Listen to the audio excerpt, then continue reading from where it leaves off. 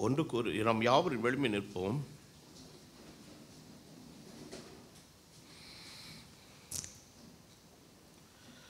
ஒன்று கொரிந்தியர் 9வது அதிகாரம்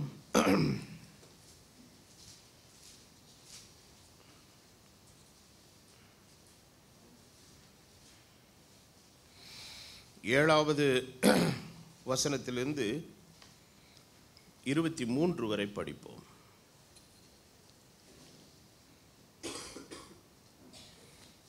ஒன்று கொரிந்தியர் 9:7 முதல் 23 வரை. எவன் தன் சொந்த பணத்தை செலவழித்து தண்டிலே சேவகம் பண்ணுவான்? எவன் திராட்சை தோட்டத்தை உண்டாக்கி அதன் கனியில் புசியாதிருப்பான்? எவன் மந்தையை மேய்த்து அதன் பாலை சாப்பிடாதிருப்பான்? இவைகளை மனுஷர் வழக்கத்தின்படி சொல்லுகிறேனோ? நியாயப்பிரமாணமும் இவைகளை சொல்லுகிறதில்லையா? போரடிக்கிற மாட்டை வாய்க்கட்டாயாக என்று மோசேயின் பிரமாணத்திலே எழுதியிருக்கிறதே. தேவன் மாடுகளுக்காகவே கவலையாய் இருக்கிறாரோ? நமக்காக தான் இதை சொல்லுகிறாரோ? உழுகிறவன் நம்பிக்கையோடு உழவும், போரடிக்கிறவன் தான் நம்புகிறதில் பங்கடைய வேண்டும் என்கிற நம்பிக்கையோடு போரடிக்க வேண்டியதே. ஆகையால் இது நமக்காகவே எழுதியிருக்கிறது. நாங்கள் உங்களுக்கு ஞான நன்மைகளை விதைத்திருக்க உங்கள் சரீர நன்மைகளை அறுத்தால் அது பெரிய காரியமா? மற்றவர்கள் உங்களிடத்திலே இந்த அதிகாரத்தை செலுத்தினால் அவர்களிலும் நாங்கள் அதிகமாய் செலுத்தலாம் அல்லவா? அப்படி இருந்தும் கிறிஸ்துவின் சுவிசேஷத்திற்கு யாதொரு தடையும் உண்டாகாதபடி நாங்கள் இந்த அதிகாரத்தை செலுத்தாமல் எல்லா பாடும் படுகிறோம். ஆசாரிய ஊழியம் செய்கிறவர்கள் தேவாலயத்துக்கு அடுத்துக்குரியவைகளிலே புசிக்கிறார்கள் என்றும், பலிபீடத்தை அடுத்து பணிவிடை செய்கிறவர்களுக்கு பலிபீடத்திலே பங்கு உண்டென்றும் அறியீர்களா? அந்தப்படியே சுவிசேஷத்தை அறிவிக்கிறவர்களுக்கு சுவிசேஷத்தினாலே பிழைப்பு உண்டாக வேண்டும் என்று தேவன் கட்டளையிட்டிருக்கிறார். அப்படி இருந்தும் நான் இவைகளில் ஒன்றையும் அனுபவிக்கவில்லை. இப்படி எனக்கு நடக்கும் என்று இவைகளில் நான் எழுதுகிறதும் இல்லை. நான் என் மேன்மை பாராட்டலை ஒருவன் அபத்தமாக்குறதை பார்க்கிலும் சாகிறது எனக்கு நலமாயிருக்கும். சுவிசேஷத்தை நான் பிரசங்கித்து வந்தும் மேன்மை பாராட்ட எனக்கு இடமில்லை. அது என் மேல் விழுந்த கடமையாயிருக்கிறது. நான் உற்சாகமாய் அப்படி செய்தால் எனக்கு பலன் உண்டு. உற்சாகம் இல்லாதவனாய் செய்தாலும் உக்ரான உத்தியோகம் எனக்கு ஒப்பு கொடுக்கப்பட்டிருக்கிறதே. ஆனால் எனக்கு பலன் என்ன? நான் சுவிசேஷத்தை பிரசங்கிக்கையில் அதை பற்றி எனக்கு உண்டாயிருக்கிற அதிகாரத்தை முற்றிலும் செலுத்தாமல் கிறிஸ்துவின் சுவிசேஷத்தை செலவில்லாமல் ஸ்தாபிப்பதே எனக்கு பலன். நான் ஒருவருக்கும் அடிமைப்படாதவனாயிருந்தும் நான் அதிக ஜனங்களை ஆதாயப்படுத்தி கொள்ளும்படி என்னைத்தானே எல்லாருக்கும் அடிமையாக்கினேன். யூதரை ஆதாயப்படுத்தி கொள்ளும்படிக்கு யூதருக்கு யூதனைப் போலவும், நியாயப்பிரமாணத்துக்கு கீழ்ப்பட்டவர்களை ஆதாயப்படுத்தி கொள்ளும்படிக்கு நியாயப்பிரமாணத்துக்கு கீழ்ப்பட்டவனைப் போலவும் ஆனேன். நியாயப்பிரமாணம் இல்லாதவர்களை ஆதாயப்படுத்தி கொள்ளும்படிக்கு அவர்களுக்கு நியாயப்பிரமாணம் இல்லாதவனையும் போலும் ஆனேன். இப்படி இருந்தும் நான் தேவனுக்கு உண்பதாக நியாயப்பிரமாணம் இல்லாதவனாயிராமல் கிறிஸ்துவின் பிரமாணத்துக்குள்ளவனாய் இருக்கிறேன். பலவினரை ஆதாயப்படுத்தி கொள்ளும்படிக்கு பலவினருக்கு பலவினனை போலானேன். எப்படி ஆகிலும் சிலரை ரட்சிக்கும்படிக்கு நான் எல்லாருக்கும் எல்லாமானேன். சுவிசேஷத்தில் நான் உடன் பங்காளியாக இருக்கும்படிக்கு அது நிமித்தமே இப்படி செய்கிறேன். இந்த காலவேளையில் உங்களோடு பேச விரும்புகிற கர்த்தருடைய செய்தி, இயேசு கிறிஸ்துவின் வேலைக்காரனுக்கான சுதந்திரம், the inheritance of the servant of Jesus Christ. இயேசு கிறிஸ்துவின் வேலைக்காரனுக்கான சுதந்திரம். இந்த தலைப்பிலே தேவன் தாமே தமது ஆசீர்வாதத்தின் வார்த்தைகளை நமக்கு இந்த நாளின் காலையிலே தருவாராக. தலைவணிக்கு ஜெபம் பண்ணுவோம். எங்கள் கிருபையுள்ள பிதாவே, கர்த்தராகிய இயேசு கிறிஸ்துவின் நாமத்தினாலே நம்முடைய சமூகத்தில் வருகிறோம். உம்முடைய தெய்வீக கிருபை, கருணை, உம்முடைய பிரசன்னம், உம்முடைய ஆசீர்வாதம் எங்களோடு கூட இருக்கட்டும். இந்த காலை வேளையிலே தேவனுடைய வல்ல கரத்தில் எங்களை நாங்கள் ஒப்பு கொடுக்கிறோம். இந்த வேத வாக்கியங்களை நீர் எங்களுக்கு ஆசீர்வதித்து தருவீராக. உம்முடைய தெய்வீக பிரசன்னம் இந்த காலை வேளையில் எங்கள் மத்தியிலே காணப்படும்படி ஜெபம் பண்ணுகிறேன். கர்த்தர் தாம் நம்முடைய வார்த்தையின் வெளிச்சத்தை நீர் எங்களுக்கு தந்து எங்களை நடத்தும். உம்முடைய தெய்வீக பிரசன்னம் எங்களோடு கூட இருந்து எங்களை காப்பதாக. உம்முடைய தயவுள்ள கரத்தில் எங்களை நாங்கள் சமர்ப்பணம் பண்ணுகிறோம். நீர் பேசும் நாங்கள் கேட்கிறோம். இயேசு கிறிஸ்துவின் நாமத்தில் வேண்டுதல் செய்கிறேன். ஆமென். உட்காருவோம்.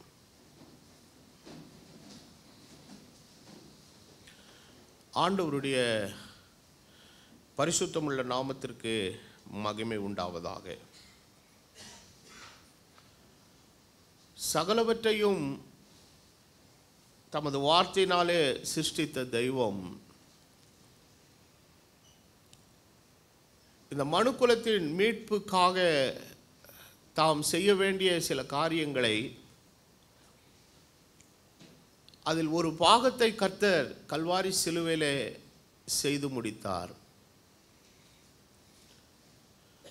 இன்னும் அதற்கு மேலாக செய்ய வேண்டிய நிறைய விஷயங்கள் இருக்கிறது. இதை குறித்து அப்போஸ்தலனாகிய பவுல் எழுதும்போது ஒரு வார்த்தை சொல்லுகிறார், கிறிஸ்துவின் பாடுகளில் குறைவாயிருக்கிறது என்றார். அதாவது குறை என்று சொன்னால் அவர் செய்ததில் குறை இருக்குதுங்கிற அந்த அர்த்தத்தில் பேசலை. இந்த வசனத்தை நம்ம தப்பாக புரிஞ்சுக்கூடக்கூடாது. குறை என்று சொன்னால் அவர் செய்ய வேண்டிய அளவை செய்து முடித்துட்டாரு, மீதமுள்ள விஷயங்கள்னு சொல்ல வர்றார். இன்னும் செய்ய வேண்டிய காரியங்கள் இருக்கிறது. அதற்காக நான் எல்லா பாடுகளையும் படுகிறேங்கிறார். அப்படின்னா என்ன அர்த்தம்? சிலுவையில் அவர் எதற்காக அடிக்கப்பட்டாரோ, இரத்தம் சிந்தினாரோ, அந்த மேன்மை ஜனங்களுக்கு தெரிய வேண்டுமானால் அந்த சுவிசேஷத்தை என்ன செய்யணும்? ஜனங்களிடத்தில் கொண்டு போய் சேர்க்க வேண்டும். அவர்களுக்கு தேவ வார்த்தை நான் பிரசங்கிக்க வேண்டும். அது நிமித்தம் எனக்கு என்ன வருகிறது? பாடுகள் வருகிறது. அப்போது கிறிஸ்து நம்முடைய மீட்புக்காக பாடுபட்டார். ஆனால் தேவனுடைய சபை மீட்பின் செய்தியை கொண்டு போகிறதற்காக பாடுபடுகிறது. அந்த அந்த அந்த வசனத்திற்காக வாழ்வதற்காக பாடுபடுகிறது. ஸோ இது எப்படின்னு கேட்டிங்கன்னா, கிறிஸ்துவோடு கூட நமக்கு உள்ள பாடுகளிலே ஒரு பாகத்தை, ஒரு பாற்றை தேவன் நமக்கு என்ன செய்திருக்கிறார்? வைத்திருக்கிறார். அதை தான் வேதம் சொல்லுகிறது, அவரோடு கூட பாடுகளை சகித்தோமானால் ஆளுகையும் செய்வோம். இந்த ரெண்டுக்கும், தேவன் செய்த காரியத்திற்கும் தேவனுடைய சபை செய்கிற காரியத்திற்கு இடையிலே தூதர்கள் இருக்கிறார்கள். இந்த தூதர்களுடைய வேலை, ஆண்டவர் அவர்களை ஒரு பணிவிடை ஆவிகளாக கர்த்தர் வைத்திருக்கிறார். அந்த பணிவிடை ஆவிகளாக இருந்து தேவனுடைய கட்டளைகளுக்கு உட்பட்டு ஆண்டவர் என்ன செய்யும்படி அவர் சொல்லுகிறாரோ அதை மாத்திரம் அவர் செய்யக்கூடியவர்களாக இருக்கிறார்கள். அப்போ நம்ம ஒவ்வொருவருடைய வாழ்க்கையிலேயும் அந்த தூதர்களுடைய பணிவிடை என்கிற ஒன்று இருக்கிறது, இல்லாமல் இருக்காது. அது நம்முடைய கண்களுக்கு, மாம்சீக கண்களுக்கு என்ன செய்யலைங்க? புலப்படலை. ஆனால் நாம் தேவனுடைய இரத்தத்தினால் மீட்கப்பட்ட அவருடைய பிள்ளைகளாக இருக்கிறபடினாலே நம்மை வழிநடத்த, நம்மை பாதுகாக்க, நமக்குரிய காரியங்களை செய்க ஆண்டவர் தூதர்களை கட்டளையிடுகிறார். இதெல்லாம் ஒரு பக்கம் இருந்தாலும், தேவன் ஏற்படுத்தின அவருடைய ஆசாரியத்துவ ஊழியங்களுக்கு தேவன் தூதர்களை சார்ந்திருக்கவில்லை. அவர் தமது இரத்தத்தினாலே மீட்கப்பட்ட தமது ஜனத்தை தேவன் சார்ந்திருக்கிறார். அப்போ பழைய ஏற்பாட்டின் காலத்திலே தேவன் ஆசாரியர்களை தெரிந்து கொண்ட போது, அந்த ஆசாரியத்துவ பணிக்காக தேவன் ஒரு குறிப்பிட்ட கோத்திரத்தை ஆண்டவர் தெரிந்து கொள்கிறார். அவர்கள்தான் லேவி கோத்திரத்தார். மற்ற கோத்திரத்தார் எல்லாரும் இஸ்ரவேலின் சபை என்று அழைக்கப்பட்டார்கள். அப்போது லேவியும் தேவனுடைய சபையின் ஒரு அங்கமாக இருந்தாலும் கூட அவனுக்கு தேவன் கொடுத்திருக்கிற இடமும் ஸ்தானமும் வேலையும் மற்ற கோத்திரங்களிலிருந்து எப்படிப்பட்டதாக இருக்கிறது? மாறுபட்ட ஒரு காரியமாக இருக்கிறது. அப்போ இந்த வேலையை செய்யும் பொழுது அப்போஸ்தலனாகிய பவுல் அந்த ஆசாரியத்துவ வேலையினுடைய விஷயத்தை மேற்கோளாக எடுத்து, இந்த புதிய ஏற்பாட்டு காலத்திலே தேவன் தமது வேலையை தாம் தெரிந்து கொண்ட 5 வித ஊழியங்கள் மூலமாக அவர் செய்கிறார். அப்போ செய்யும்போது பழைய ஏற்பாட்டு காலத்தில் அவருடைய ஆசாரியத்துவ பணியில் இருந்தவர்களுக்கு தேவன் ஒரு சில சுதந்திரங்களை வைத்திருந்தார். சுதந்திரம் என்று சொன்னால் அவர்களுக்கென்று தேவன் வைத்திருக்கிற ஆசீர்வாதங்கள்.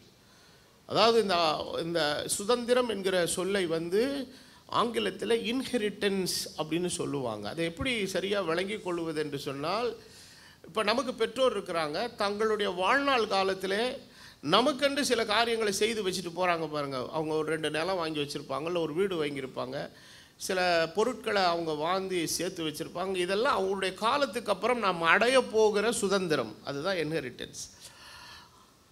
அப்போது இன்றைக்கி பொதுவாக இன்றைக்கி ஆவிக்குரிய உலகத்தில் இருக்கக்கூடிய ஒரு காரியம் என்னென்னா, ஊழியக்காரன் யாருமே நல்லா இருக்கக்கூடாதுன்னு நினைக்கக்கூடிய ஒரு விதமான இது காரணம். இன்றைக்கி குறிப்பாக நம்முடைய இந்திய தேசத்தில் எல்லாரும் வேற்று மார்க்க பின்புலங்களிலிருந்து வந்தவர்களாக இருக்கிறபடினாலே அவங்க இந்த அவர்களுடைய இறை நம்பிக்கையிலே அதை சொல்லக்கூடியவர்கள் எல்லாம் முற்றும் துறைந்தவர்களாக இருந்து எல்லாவற்றையும் திறந்து சரியாக சட்டை போடாமல் ஒரு மாதிரி இருக்கிறது. அது அவங்களுக்குன்னு ஒன்று இருக்குது, அது அவங்க அதை பின்பற்றுறாங்க. அப்போ தேவனுடைய ராஜ்யத்துக்குள்ளே வரும்போது கர்த்தருடைய ஊழியக்காரர்கள் இந்த மாதிரி இருக்கணும் அப்படிங்கிறது அவங்க அவங்க அவங்க அவங்களுடைய கண்ணோட்டம் விதமாக இருக்கிறது. ஆனால் வேதம் அவ்விதமாக கற்றுக் கொடுக்கவில்லை. அப்போது ஆண்டவர் தமது ஊழியங்களை ஏற்படுத்தின நிலையிலே கண்காணியாக இருக்கிறவன் அவன் ஒரே மனைவியுடைய புருஷனாக அவன் என்ன செய்யணும், இருக்கணும். அவனுக்கு குடும்பத்தை உடையவனாக இருக்கணும், தன் பிள்ளைகளை நன்றாக உடையவனாக இருக்கணும், தன் பிள்ளைகளை நன்றாக நடத்தணும். ஸோ ஆண்டவர் இந்த தம்முடைய ராஜ்யத்தில் ஏற்படுத்தி இருக்கிற அந்த சிஸ்டம் வேறு.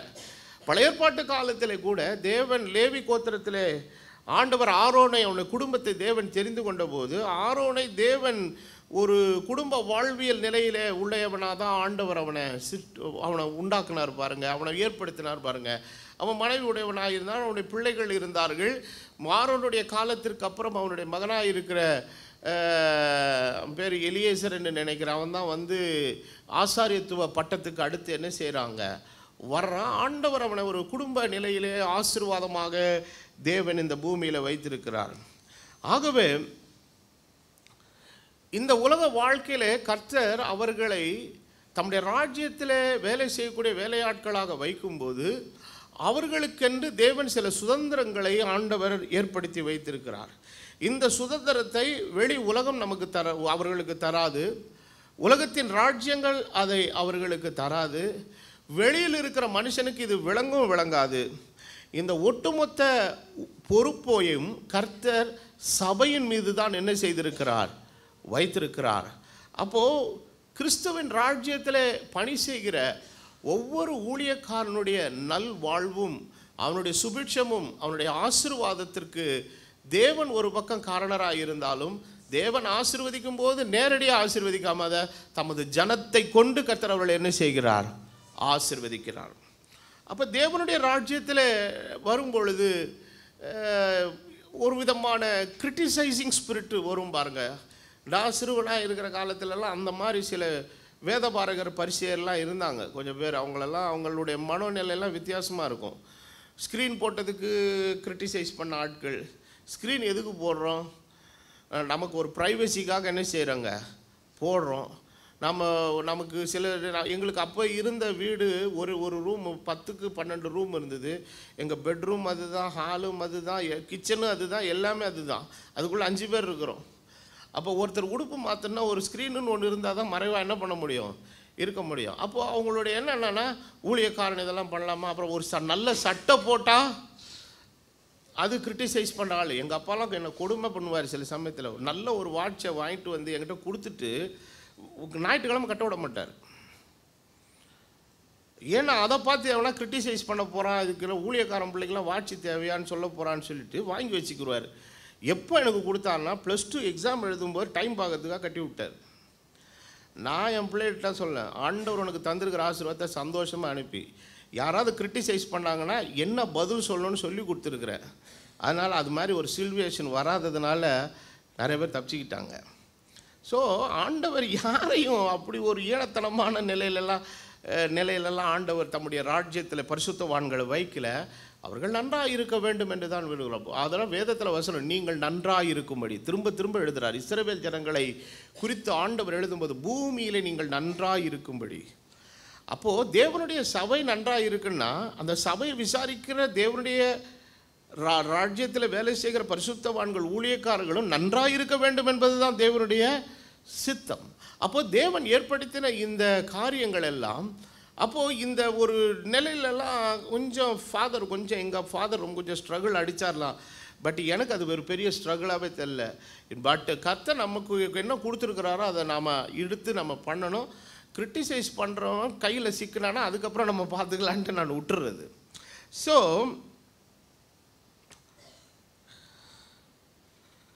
அப்போ தேவன் தமது ஆசாரியத்துவ ஊழியத்தை பழைய ஏற்பாட்டு காலத்தில் செய்கிறார்.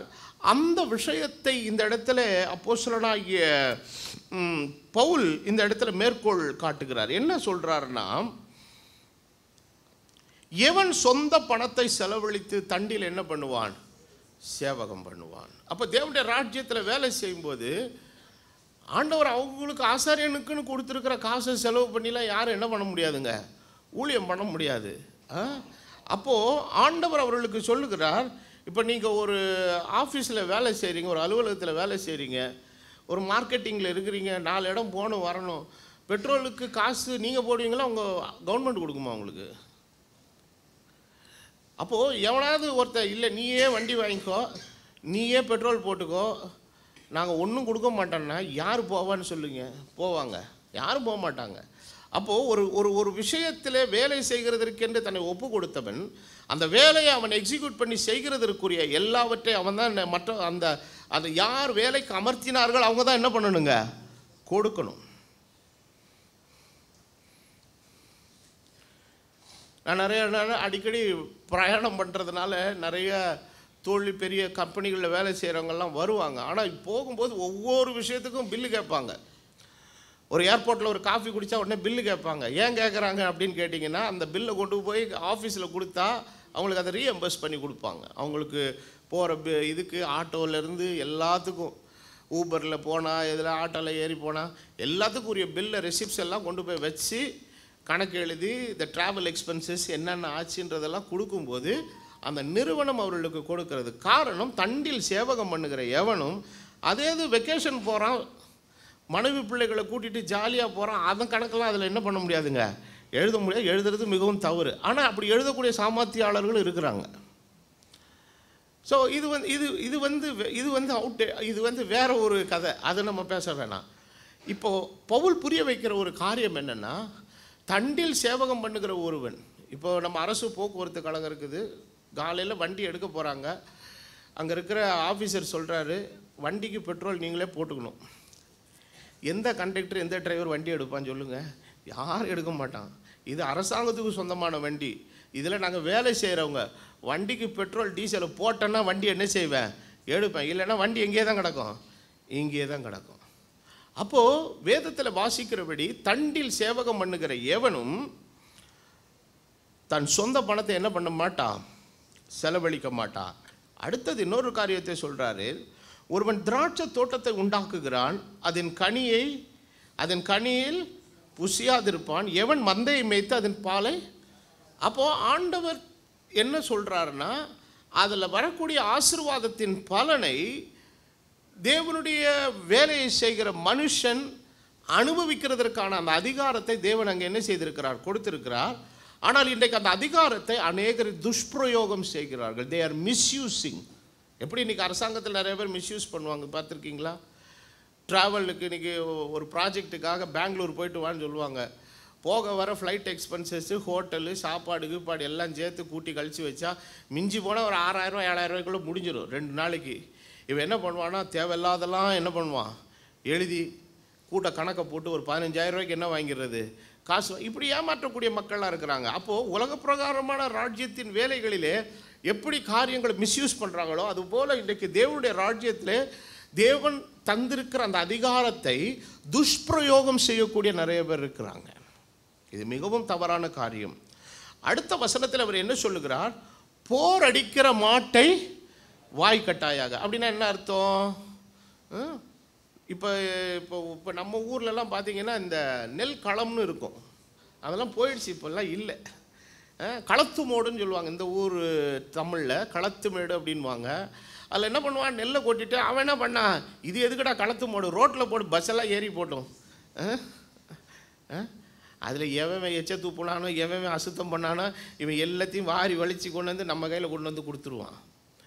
இப்போ கவர்மெண்ட்டு கொஞ்சம் பிரச்சனையெல்லாம் அதை கொஞ்சம் ஸ்ட்ரிக்டாக பண்ணதுனால இப்போ அதெல்லாம் யாரும் பண்ணுறதில்ல. அப்போ அந்த நாட்கள் ஏன்னா இப்போ இது வந்துருச்சு, டிராக்டர் வந்துருச்சு, அதை கதிரை நெல்லையும் கதிரையும் தனியாக பிரிக்கிறதுக்கு மிஷின்லாம் வந்துட்டதுனால இந்த களத்து மேடுங்கிற கான்செப்டே போயிடுச்சு. அப்போ களத்து மேடில் என்ன பண்ணுவாங்கன்னா, அந்த நெல்லை இந்த தானியத்தோடு கூட பரப்பி வச்சு அந்த மாடை நடக்க விடுவாங்க. அது சுற்றி சுற்றி சுற்றி ராத்திரி காலையிலேருந்து இரவு வரைக்கும் அது நடக்கும்போது அந்த தாளில் இருக்கிற அந்த நெல் மணிகள் எல்லாம் கீழே உதிர்ந்துடும். அதுக்கப்புறம் அதை கட்டாக எடுத்து என்ன செய்வான்னா, ஒரு இது மாதிரி இருக்கும், ஒரு கட்டை மாதிரி இருக்கும், அதில் போட்டு அடிப்பான். அதில் உதிர்ந்து இருக்கிற எல்லாம் கொட்டின உடனே நெல் தனியாக தாள் தனியாக பிரிச்சிருவாங்க. இந்த வேலையை செய்யும்போது ஆண்டவர் என்ன சொல்கிறாருன்னா, மாடு தான் அதை செய்து, ஆனால் மாட்டுக்கு எதை கட்டக்கூடாது, வாயை கட்டக்கூடாது. என்ன சொல்கிறாருன்னா, அது உனக்காக உழைக்குது, காலிலேருந்து நடந்துக்கிட்டே இருக்குது, அது நெல்மணியோட 2 கதிரை சாப்பிட்னா என்ன செய்யட்டும், சாப்பிட்டுட்டு போடும், தயவுசெய்து அது வாயை என்ன செய்யாத, கட்டாதங்கிறார். பழைய ஏற்பாட்டில் நீங்கள்லாம் படிச்சிங்கன்னா சில சிஸ்டம்லாம் ஆண்டவர் ரொம்ப அழகாக இருக்கும். தோட்டத்துக்கு ஒருத்தன் வரும்போது அங்கே இருக்கிற கனிகளை என்ன செய்யலாம், பறித்து சாப்பிட்லாம். ஆனால் இன்னொரு கண்டிஷன், வீட்டுக்கு தூக்கிட்டு போகக்கூடாது. ஒரு ஆப்பிள் தோட்டத்துக்குள்ளே போனால் 2 ஆப்பிள் 3 ஆப்பிள் முடியுமா, நல்லா பறித்து சாப்பிடு. ஆனால் லுங்கியை மடித்து உள்ளே என்ன செய்யாத, போட்டு போவாத, முந்தானிக்குள்ளே கட்டிட்டு போவாத அப்படிங்கிறாரு. ஸோ ஆண்டவர் எல்லாவற்றுக்கும் ஒரு சிஸ்டத்தை என்ன செஞ்சுருக்கிறாருங்க. வைத்து நீங்கள் பழைய ஏற்பாட்டெலாம் படிச்சிங்கன்னா ஆண்டவருடைய சிஸ்டம் எவ்வளோ நல்லா இருக்குது. அதில் எவ்வளவுக்கு அவர் கண்டிப்புள்ள ஆண்டவராக இருக்கிறார், அதே அளவுக்கு அவர் இரக்கமுள்ள ஆண்டவராக இருக்கிறார், தயவுள்ள ஆண்டவராக. போகிற வழியில் ஒரு கூட்டில் ஒரு முட்டையோடு கூட ஒரு தாய் பறவை வந்து அவையும் காத்துக்கிட்டு இருந்தால் தயவுசெய்து அந்த கூட்டை என்ன செய்யாத, கலைக்காதங்கிறார். அப்போது ஆண்டவர் ஒவ்வொரு ஜீவராசிகளை குறித்து கவலை உள்ளவராக இருக்கிறார். இது போலத்த ஒரு விஷயத்தை தான் அப்போஸ்தலனாகிய பவுல் இந்த இடத்துல எம்பசைஸ் பண்ணார். என்ன சொல்கிறார்னா, போரடிக்கிற மாட்டை வாய்க்கட்டாயாக என்று மோசேயின் பிரமாணத்தில் எழுதியிருக்கிறதே சொல்லிட்டு தேவன் மாடுகளுக்காக கவலையாக இருக்கிறாரோ அப்படிங்கிறார். அப்போ இதுக்கு விடயம் என்ன, பதில் என்னன்னா, மாடுகளுக்காகவும் கவலையாக இருக்கிறார். மாடுகளை விட விசேஷமாக சிருஷ்டிக்கப்பட்ட என்னை குறித்து ஆண்டவர் அதிக கவலை உள்ளவராக இருக்கிறார். இதை தான் ஆண்டவர் தம்முடைய சுவிசேஷத்தில் சொல்லுகிறார். எண்ணத்தை உண்போம், எண்ணத்தை புசிப்போம் என்று உங்கள் சரீரத்துக்காக கவலைப்படாதிருங்கள். காட்டு புஷ்பங்களை கவனித்து பாருங்கள், அவைகள் நெய்கிறதும் இல்லை, நூற்கிறதும் இல்லை. ஆகாயத்து பட்சிகளை கவனித்து பாருங்கள், அவைகள் விதைக்கிறதும் இல்லை, அறுக்கிறதும் இல்லை. ஆனால் தேவன் அவைகளை என்ன செய்கிறார், போஷிக்கிறார். அவைகளை பார்க்கிலும் நீங்கள் விசேஷித்தவர்கள் அல்லவா. அப்போது மாடுகளுக்கும் சின்ன சின்ன பறவைகளுக்கும் கூப்பிடுகிற காக்கை குஞ்சுகளுக்கும் வசனம் எழுதி வைத்தார்னா, அதை விட மேன்மையாய் சிருஷ்டிக்கப்பட்ட உங்களை குறித்து ஆண்டவர் அதிக அக்கறை உள்ளவரார். இப்போ அடுத்து 11வது வசனத்தில் என்ன சொல்றார்னா, நாங்கள் உங்களுக்கு ஞான நன்மைகளை விதைத்திருக்க. என்ன நன்மை? இந்த ஞான நன்மைன்னா ஸ்பிரிச்சுவல் திங்ஸ். சிலருடைய வாழ்க்கையில் நம்ம சில விஷயங்களை விதைப்போம். விதைப்பு என்பது அவருடைய வாழ்க்கையோடு சம்பந்தப்பட்ட சில நல்ல காரியங்கள். அந்த நல்ல காரியங்கள் ஒரு காலகட்டங்கள் வரும் பொழுது அது மிகப்பெரிய ஆசீர்வாதத்தை ஒரு சிலருடைய தனிப்பட்ட வாழ்க்கையில், குடும்பத்தில், அந்த சமூகத்தில் அது ஏற்படுத்தும் பாருங்க. அந்த முன்னான காலங்களில் ஒரு 35-40 வருஷங்களுக்கு முன்னாலெல்லாம் ஆசிரியர்கள்லாம் பள்ளிக்கூடம் எங்கே இருக்குதோ அந்த ஊர்லேயே தான் இருப்பாங்க. மோஸ்ட்லி அங்கே தான் இருப்பாங்க. சாயங்காலம் மணி 5:30-6 மணி ஆச்சுன்னா சைக்கிள் எடுத்துகிட்டு அப்படியே தெருவில் வருவாங்க. ஒரு ரூபாய் வீட்டுக்குள்ளே தெருவில் இருக்க மாட்டான், எல்லோரும் எங்கே ஓடிடுவான், வீட்டுக்குள்ளே ஓடிடுவான். ஏன் அவர் போகிறாருன்னா, அந்த கிராமத்தை சுற்றி ஒரு 6 தெரு 7 தெரு இருக்கும். ஏன் போகிறாருன்னா, ஒரு வயலில் என்ன செய்யக்கூடாது, விளையாடக்கூடாது, போய் உள்ளே போய் என்ன செய்யடா படுறான்னு சொல்லி தள்ளி விடுவார். யாராவது ஒருத்தன் தெரியாமல் இருந்தானா, வாடா வீட்டுக்கு வாடா, காதை பிடிச்சி இழுத்துட்டு போய் அவரே வச்சு வீட்டில் இருக்கிற ஏதாவது ஒரு தோசையோ இட்லியோ அவனை சாப்பிட வச்சு அவனுக்கு 2 கணக்கு சொல்லி கொடுத்து ஒரு குருகுலம் மாதிரி நடத்துவாங்க அந்த நாட்கள் எல்லாம் பள்ளிக்கூடங்கள். அப்படிப்பட்ட நல்ல ஆசிரியர்களாக இருந்தாங்க. அவங்க ஒரு காலகட்டங்கள் வரும்போது என்ன பண்ணுவாங்கன்னா, கரெக்டாக ஒருத்தன் 10th முடிக்கிறானா அவனை வீட்டுக்கு கூப்பிடுவாங்க. டேய், இங்கே ஒரு நல்ல ஒரு வேலை வாய்ப்பு இருக்குது, அப்ளிகேஷன் போடுறான்னு அவரே என்ன பண்ணுவார், அப்ளிகேஷன் வாங்கிட்டு வருவார். ஸோ யார் யார் வீட்டில் எந்தெந்த பசங்க எந்தெந்த வகுப்பில் படிக்கிறான், எவன் 10th முடிக்கிறான், எவன் 12th முடிக்கிறான், அடுத்து அவன் என்ன செய்யணும், இதுக்கான அப்ளிகேஷனை யாரே வாங்கிட்டு வருவா. அந்த ஆசிரியருடைய மரணத்துக்கு அப்புறம் நிறைய பேர் வந்து சொல்லுவாங்க. என்ன சொல்லுவாங்கன்னா, இவர் எனக்கு பாடங்களை மாத்திரம் எங்கள் எதிர்காலத்துக்கான நல்ல விஷயங்களை அமைச்சு கொடுத்துருக்கிறார். எனக்கு தெரிந்த ஒரு அருமையான சகோதரர் இதில் சென்னை செக்ரட்டேரியட்டில் வேலை செய்கிறார். அப்போ அவர் சொல்லும்போது சொன்னார், அவங்க ஊரில் இருக்கிற ஒரு ஆசிரியர் தான் நிறைய பேருக்கு போட்டு அப்ளிகேஷன் போட்டு இப்படி ஒரு வேலை வாய்ப்பு இருக்குதுன்னு சொல்லி அனுப்பிவிட்ருக்காரு. இது என்னன்னு கேட்டிங்கன்னா, இதுதான் சரீர நன்மைகளை விதைத்தல். இதுபோல் உங்கள் தனிப்பட்ட வாழ்க்கையில் சில குடும்பத்தோடு, சிலருடைய நண்பர்களோடு கூட, உங்கள் அக்கம் பக்கத்தில் உள்ளவரோடு எதை விதைச்சிருப்பீங்க? சில சரீர நன்மைகளை விதைத்திருப்பீங்க. அது ஏதாவது ஒரு விதத்தில் ஒரு காலத்து சிலர் நன்றி இல்லாமல் போயிடுவாங்க, அதை விட்டுருங்க. ஆனால் சிலர் என்ன செய்வாங்கன்னா, இவர்கள் செய்த நன்றிக்கு நம்ம ஏதாவது ஒரு விஷயத்தை திருப்பி என்ன பண்ணணும், செய்யணும் என்கிற அந்த நன்றி அறிதலின் உணர்வு அவர்களுக்குள்ளாக இருக்கும். ஆனால் அப்போஸ்தலனாகிய பவுல் இந்த இடத்துல சொல்லுகிறார், நான் உங்களுக்கு ஸ்பிரிச்சுவல் திங்ஸை தான் விதைச்சிருக்கிறேன். பட் அதை வச்சு நான் வெறும் சரீர நன்மைகளை, பாஸ்டருக்கு தர்பூஸ் கொண்டாந்து கொடுக்கறது, அப்புறம் கொண்டாந்து வேர்க்கடலை கொண்டாந்து கொடுக்கறது, எள்ளு கொண்டாந்து கொடுக்கறது, அப்புறம் வீட்டில் ஆடு வளர்த்த ஆட்டுக்குட்டியை கொண்டாந்து கொடுக்கறது, கோழியை கொடுக்கறது நல்லது தான். ஊழியக்காரர்களை நேசிக்கிற கனப்படுத்துகிற கொடுக்குறது நல்லது தான். பட் இதை மாத்திரம் அறுவடை செய்கிறதுல என்ன கிடையாது. ரொம்ப ஒரு பணக்காரனாக இருந்தால், பாஸ்டர் இன்றைக்கி காலையில் ஆண்டவர் என்கிட்ட பேசினார், உங்களுக்கு நல்ல ஒரு கார் வாங்கி கொடுக்க சொன்னார், வாங்க வண்டியில் ஏறுங்க ஷோரூமுக்கு போகலாம், உங்களுக்கு என்ன கார் வேணும் அப்படின்னு சொல்லி வாங்கி கொடுக்குற ஆட்கள்லாம் இருக்கிறாங்க. அமெரிக்காவில் அப்படி தான் ஒரு ஊழியக்காரருக்கு நேராக ஒருத்தர் வந்தார், ஒரு பிஸ்னஸ் மேனு வந்து நேராக கூப்பிட்டு போய் ஒரு ஜெட் பிளைன் வாங்கி கொடுத்துட்டு வந்துட்டார், ஒரே செக்கில். காரணம் அவங்க ஊழியக்காரர் நேசிக்கிறாங்க. ஆனால் பவுல் என்ன எம்பசைஸ் பண்ணுறாருன்னு, இந்த வெறும் சரீர நன்மைகளை மாத்திரம் அறுவடை பண்ணுறதுல என்னவே கிடையாதுன்றாரு, பிரயோஜனமே இல்லை. யோவான் என்ன சொல்லுகிறான், என் பிள்ளைகள் சத்தியத்தில் நடக்கிறார்கள். இப்போ ஞாயிற்றுக்கிழமை நான் இரவு ஜெபம் பண்ண போகும்போது, ஆண்டவரே இன்றைக்கி என் பிள்ளைகள்லாம் கையில் கொண்டாந்து 50,000 கொடுத்தாங்க, அவன் ஒருத்தன் கொண்டாந்து எனக்கு 10,000 காணிக்க கொடுத்த ஆண்டவரே, தர்பூஸ் கொடுத்த ஆண்டவரே, எள்ளு கொடுத்த ஆண்டவரே, வேர்க்கடலை கொடுத்த ஆண்டவரே, நாட்டுக்கோழி கொடுத்த ஆண்டவரே, இதுக்கு துதிக்கக்கூடாது. என் பிள்ளைகள் எதில் நடக்கிறாங்க ஆண்டவரே, சத்தியத்தில் நடக்கிறாங்க, விசுவாசத்தில் ஊன்ற கட்டப்பட்டிருக்க. இதுதான் ஒரு மெய்யான ஊழியக்காரனுடைய எதிர்பார்ப்பாக இருக்கிறது. இதுக்கு ஒப்பனையான ஒரு வசனத்தை ரோமர்கள் நிருபத்தின் 15வது அதிகாரத்தில் அப்போஸ்தலனாகிய பவுல் சொல்லும் பொழுது சொல்லுகிறார். வாசிப்போம். ரோமர்கள் நிருபம் 15வது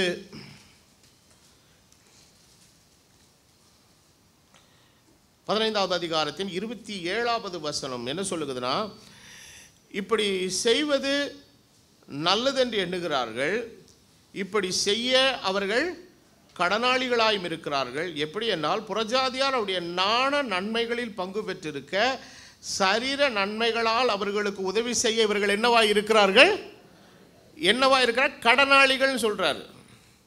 அப்போ ஞான நன்மைகளை தேவனுடைய பிள்ளைகள் ஆசீர்வதிக்கப்படும் போது அதற்கு பிரதிபலனாக சரீர நன்மைகளை தேவனுடைய ஊழியக்காரனோடு பகிர்ந்து கொள்கிறதுக்கு அவர்கள் என்ன உள்ளவர்களாக இருக்கிறார்கள், கடனாளிகளாக இருக்கிறார்கள். நான் ஊழியத்தில் பார்த்த ஒரு சோகமான அனுபவம் என்னென்னா, ஆண்டவர் அறியாத காலத்தில் அவங்க வேறு விதமான ஒரு வடிவத்தில் இருப்பாங்க. ஆனால் கிறிஸ்துவுக்குள்ளே வந்ததுக்கப்புறம் அவங்களுக்கு கர்த்தருடைய வசனத்தை சொல்லி அவங்களை கர்த்தருக்குள்ளே நல்லா பலப்படுத்தி சில சகாயங்களெல்லாம் நம்ம செய்து அவருடைய வாழ்க்கை தரம் நல்லா கொஞ்சம் உயர்ந்து ஒரு லெவலுக்கு வந்ததுக்கப்புறம் டப்புன்னு எஸ்கேப் ஆயிரும். அதாவது அதுக்குன்னே சில பேர் கொத்திட்டு போகிறதுக்கு நல்லா இருப்பான், கரெக்டாக காத்திருப்பேன் பாருங்க. எந்த ஒரு காக்காய்க்கும் கடலில் போய் மீன் பிடிக்க தெரியாது. ஆனால் ஒருத்தன் அதை கஷ்டப்பட்டு போய் வலை போட்டு ராத்திரியும் பகலுமா கண்ணு வெளிச்சு கொண்டு வந்து வச்சிருப்பான், காப்புன்னு தூக்கிட்டு போயிடும். இதை விட இன்னொரு விசேஷமான ஒரு காக்கா இருக்குது. அந்த காக்கா எப்படின்னு கேட்டிங்கன்னா, அது வாங்கி வச்ச மீனை தூக்கிட்டு போகாது, பொரிக்கிற வரைக்கும் வெயிட் பண்ணும். அதுக்கு பொரிக்கிற வாசனை எங்கிட்ட தெரியுமோ தெரியாது, அது ஜன்னல் பக்கமாகவே நிற்கும். நீங்கள் இப்படி கல்லில் தோசைக்கல்லில் போட்டு இங்கிட்டு போயிருப்பீங்க, வெந்து அப்படி தட்டில் தூக்கி போட்டோன்னே கப்புன்னு தூக்கிட்டு போயிடும். அப்போது இன்றைக்கி மனுஷர்கள் இது மாதிரி இருக்கிறாங்க. நான் ஊழியத்தில் அது மாதிரிலாம் ரொம்ப அடிபட்டுருக்கிறேன். சில ஊழியர்கள்லாம் பாவமாக பரிதாபமாக வரும். வந்ததுக்கப்புறம் அவங்கள கொண்டாந்து உட்கார வச்சு அவங்கள கொஞ்சம் நல்லா பலப்படுத்தி விசுவாசத்தில் பலப்படுத்தி அவங்களுக்கு சில சரீர நன்மைகளின் காரியங்களை எல்லாம் செய்து ஊழியத்தில் கொஞ்சம் பலப்பட ஸ்திரப்பட எல்லாம் செஞ்சு அவங்களுக்கு என்னென்ன ஊழியத்தில் இன்னும் ஸ்திரப்படுறதுக்கு என்ன வேணுமோ எல்லாம் வாங்கி கொடுத்து ஒரு லெவலுக்கு தூக்கிட்டு வந்து விட்டு அந்த ரிப்பன் கட் பண்ணியிருப்போம் பாருங்க, அத்தோடு சொல்லி முடிஞ்சிடும். வேறு எவனோ ஒருத்தர் இருப்பான், வாங்க பிரதர் நாங்கள் இருக்கிறோம் பிரதர் உங்களுக்காக சகாயம் பண்ணுற மாதிரி கொத்திட்டு போயிடும். ஆனால் கொத்திட்டு போகிறதுனா போட்டோம், ஆனால் கொத்திட்டு போய் இன்னும் அடுத்த லெவலுக்கு போச்சுன்னா நல்லது தான். ஆனால் இருக்கிறதும் போச்சுன்னா நொல்ல கண்ணான்னு ஆயிடுச்சுன்னா நம்ம ஒன்றும் செய்ய முடியாது. அப்போது ஆனால் நம்ம செய்த பிரயாசத்துக்குரிய பலனை கர்த்தர் நமக்கு என்ன செய்கிறாருங்க? தருகிறவராக இருக்கிறார். அப்போது ஞான நன்மைகளை பெறுகிறவர்கள் சரீர நன்மைகளை கொடுக்கிறதற்கு என்ன உள்ளவர்களாக இருக்கிறார்கள்? கடனாளிகள். கடனாளிகள். நான் பசங்கிட்டெல்லாம் கிண்டலாக சொல்வேன், என்னடா இவ்வளோ படிக்க வச்சுருக்கேன், இன்னும் கொண்டாந்து கொடுக்க மாட்டேங்கிறீங்களா? இன்னும் கொஞ்ச நாள் பொறுங்க டேடி அப்படின்பாங்க. எனக்கு என்னமோ தெரியாதுப்பா, எனக்கு ரொம்ப வயசாகுது, 60வது வயசு ஆகும்போது சீனியர் சிட்டிசன் ஆயிடுவேன். அன்றைக்கி என்னவோ தெரியும், என்ன பண்ணுவீங்களே தெரியாது. உங்களெல்லாம் ஒரு கடைக்கு கூப்பிட்டு போவேன், எனக்கு நல்ல கார் வாங்கி தரணும்னு சொல்லி வச்சுருக்கேன். எனக்கு சொந்தமாக கார் வேணும்ல. அப்போது ஞான நன்மைகளை விதைத்திருக்க வெறும் சரீர நன்மைகளை அறுக்கிறது சரி கிடையாது. அந்த மாதிரி விஷயத்தில் போயிடுற சில ஊழியக்காரங்க இருக்கிறாங்க. ஆனால் சரீர நன்மைகளை எவ்வளோதான் அறுவடை செய்தால் சிலர் என்ன பண்ணுவாங்கன்னா, ஞான நன்மைகளை வேசிட்டாங்களா, நமக்கும் பாஸ்டருக்கு என்னவே கிடையாது, சம்பந்தமே இல்லைன்னு சொல்லி அவங்க பாட்டு ஏனோதானன் வாழாரு. ஆனால் வேதம் சொல்லுகிறது, நீங்கள் அதை செய்கிறதற்கு என்ன உள்ளவர்களாக இருக்கிறீர்கள்? கடனாளிகளாக இருக்கிறார்கள்.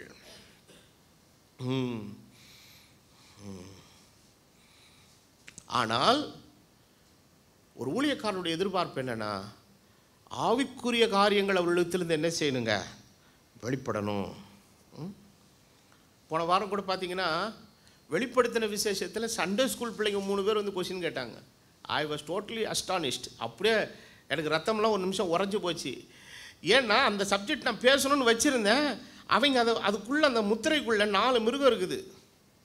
அது நீங்கள் எப்படி பார்த்தீங்களான்னு தெரியல. சிங்க முகம், கழுகு முகம், மனுஷ முகம்லாம் 4 எருது முகம், 4 முகம் வரும். அந்த மிருகம் என்னன்னு வந்து கேட்குறான். நான் அதுக்கு ஸ்டடி பண்ணி பைபிள் ஸ்டடி எடுத்து நான் சொல்லித்தரேன்னு சொல்லி வச்சுருக்கிறேன். அப்போது இது கேட்கும்போது எனக்கு எப்படி இருந்தது? ரொம்ப சந்தோஷமாக இருந்தது. கேட்க வேண்டிய பெரியவாள்லாம் இருக்கிற அவங்க ஒருத்தரும் கேட்கல. இந்த பிள்ளைய வந்து என்ன செய்த கேட்குதுன்னா, அந்த வசனத்துக்குள்ளே இருக்கிற அந்த விஷயத்தை என்ன செஞ்சுருக்கிறாங்க? அங்கிள் வந்து வெறும் வெள்ளை குதிரை சிவப்பு குதிரை பேசுகிறாரு, அதுக்குள்ளே 4 மிருகம் உள்ளே உட்காந்துருக்குது, 24 மூப்பர் ஒரு பக்கம் இருக்கிறாங்க. ஓகே, அது ரைட்டு. ஆனால் இந்த மிருகத்தை பற்றி ஒன்றும் சொல்லலையேன்னு சொல்லி அவங்க கேட்குறாங்க. நான் சொல்கிறேன், பதில் சொல்கிறேன்னு சொல்லியிருக்கிறேன். கர்த்தருக்கு சித்தமான அதை ஒரு நாள் ஒரு ஸ்டடி பண்ணலாம். சரி, இப்போது இந்த மாதிரி காரியங்கள் என்னென்னா, இதுதான் ஞான நன்மைகள் விதைத்ததற்கு கிடைக்கிற ஆவிக்குரிய பலன்கள், தி ஸ்பிரிச்சுவல் பெனிஃபிட்ஸ். அப்போது பவுல் என்ன சொல்கிறாரு? சரீர நன்மைகளை செய்கிறதற்கு நீங்கள் கடனாளிகள். ஆனால் ஊழியக்காரனுக்கு சொல்கிறாரு, ஆனால் அதை எதிர்பார்த்து நீ மயங்கிறாத, அதை தாண்டி அவரிடத்திலிருந்து எதை அறுவடை பண்ணணும்?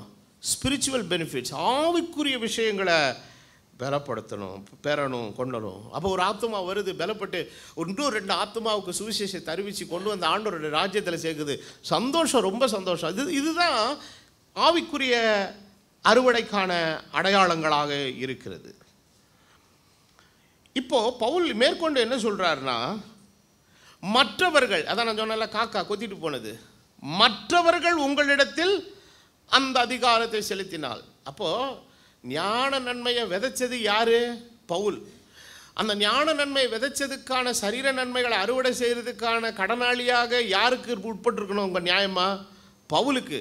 ஆனால் சம்பந்தமே இல்லாத ஒருத்தன் வர்றான், அவனுக்கும் அந்த ஊழியத்தினுடைய வளர்ச்சிக்கும் அந்த அவன் முன்னேறினதுக்கும் அவங்களுக்கும் என்னவே கிடையாதுங்க, சம்பந்தமே இல்லை. சம்பந்தமே இல்லாத ஆட்கள். ஆனால் ஏன்னா பவுல் ஒவ்வொரு சபைக்கும் பட்ட கஷ்டம்லாம் கொஞ்சம் நெஞ்ச கஷ்டம் கிடையாது. இன்னும் நம்ம தொடர்ந்து அதை படிக்கலாம். ஒவ்வொரு சபையில் சில பட்டணங்கள்லாம் 2 வருஷம் 3 வருஷம் மாதக்கணக்கில் இருந்தெல்லாம் பாடுபட்டு அந்த சபையை கட்டி எழுப்பி உருவாக்கி ஒரு மூப்பர்களை ஏற்படுத்தி கையில் கொடுத்துட்டு அடுத்து என்ன செஞ்சிருவாருங்க? போயிடுவார். அந்த டைம்லாம் அவருக்கு ஃபினான்ஷியல் ஸ்ட்ரகிள்ஸ் எல்லாம் இவ்வளோ நிறைய பிரச்சனைகள்லாம் வந்திருக்குது. ஏன்னா ஊழியத்தை உருவாக்கும் போது வரும் பிரச்சனை. அது வந்து இருக்கணும், அது இருக்கும், கட்டாயம் இருக்கும். இப்போ தகப்பனார் மிஷினரி ஊழியத்துக்கு வரும்போது யார் இருந்தா? நவம்பர் 1969 ஆண்டவர் சொன்னால் திருக்கல்குன்றத்துக்கு வந்தாச்சு. திருக்கல்குன்றத்தில் ஒரு விசுவாசி கிடையாது. ஒரே ஒரு கேத்தலிக் சர்ச் இருந்தது உரகடத்தில். இங்கே ஒரு சின்ன சிஎஸ்ஐ சர்ச் இருந்தது. ஒரு விசுவாசி கிடையாது. அன்றைக்கி ஞாயிற்றுக்கிழமை ஆராதனை எப்படி நடத்துறதுன்னு தெரியல. ஒரு பியானோ அக்கார்டியன் எடுத்துகிட்டு வந்து வாசலில் நின்று ஏசு நல்லவர் ஏசு நல்லவர் குதிராங்கோயிலில் பாட்டு பண்ணார். குதிராங்கோயில் பசங்கள்லாம் உள்ளே வந்துச்சு. அதுதான் முதல் சபை. அந்த உத்தராங்கோயில் பசங்கிட்டெல்லாம் போய் காணிக்கை எடுக்கணும்னு எடுக்க முடியுமா? அப்போது அப்போஸ்தல ஊழியம், மிஷினரி ஊழியம் என்பது ஆரம்பத்தில் கடினமாக தான் இருக்கும். ஒவ்வொரு வேளை சாப்பாட்டுக்கும் ஒவ்வொரு விஷயத்துக்கும் ஆண்டவரை தான் அவர்கள் என்ன செய்ய வேண்டியிருக்குங்க, சார்ந்திருக்க வேண்டியது. ஆனால் கொஞ்ச காலங்கள் அந்த ஊழியத்தின் பிரயாசங்களை பட பட பட ஆண்டவர் யாரை கொண்டு வந்து சேர்ப்பாருங்க, ஆத்துமாக்களை கொண்டு வந்து சேர்த்து ஒரு ஸ்டேஜ் வரும்போது இவர்கள் பெற்ற ஆவிக்குரிய நன்மைகளுக்கு சரீர நன்மைகளை செய்ய கடனாளிகளாக அவர்கள் மாறுவார்கள். இப்போ அடுத்து என்ன சொல்றாருன்னா, பிரயாசப்பட்ட நான் அந்த அதிகாரத்தை செலுத்தலை. அப்போ கொரிந்து சபைக்கு நான் ரொம்ப பிரயாசப்பட்டிருக்கேங்கிறார். கொரிந்து சபையினுடைய கடைசியிலலாம் நீங்கள் படித்தீங்கன்னா, நான் உங்களிடத்தில் எவ்வளவு அதிகமாக அன்பு கூர்ந்திருந்தாலும் உங்களிடத்தில் நான் கொஞ்சமாக என்ன செய்யப்படுகிறேன், அன்பு கூறப்படுகிறேன். அப்படி இருக்கும்போது உங்களுக்காக செலவு செய்யவும் செலவு பண்ண அவர் என்றைக்குமே வாங்குகிற ஆள் கிடையாது. அவர் என்ன செய்கிற ஆளுங்க, கொடுக்குற ஆள். இந்த கொடுக்குற ஆட்களினுடைய ஆட்டிடியூடை சில பேர் எப்படி புரிஞ்சுக்கிறாங்கன்னா, தப்பாக கொடுக்குறானா அவங்க நிறைய கொளுத்துருக்கு போல இருக்கு அப்படின்னு நினச்சிக்கிடுவாங்க சில பேர்.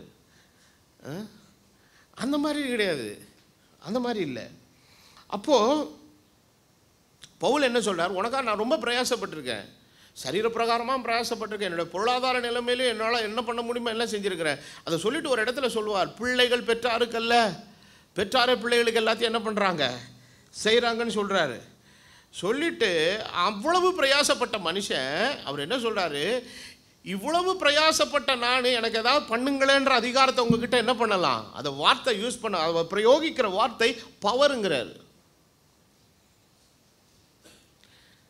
கெஞ்சி கேட்குறேன்னு சொல்லலை, ஏன்னா உனக்கு உழைச்சிருக்கிறேன், எனக்கு ஏதாவது சில நன்மைகளை செய்யுங்கன்னு சொல்லுகிறதற்கு ஆண்டவருடைய பிரசன்னத்தில் அவர் எப்படி சொல்கிறாரு, ஐ கேன் எக்ஸசைஸ் மை பவருங்கிறார். பட் அந்த அதிகாரத்தை நான் செலுத்தலை.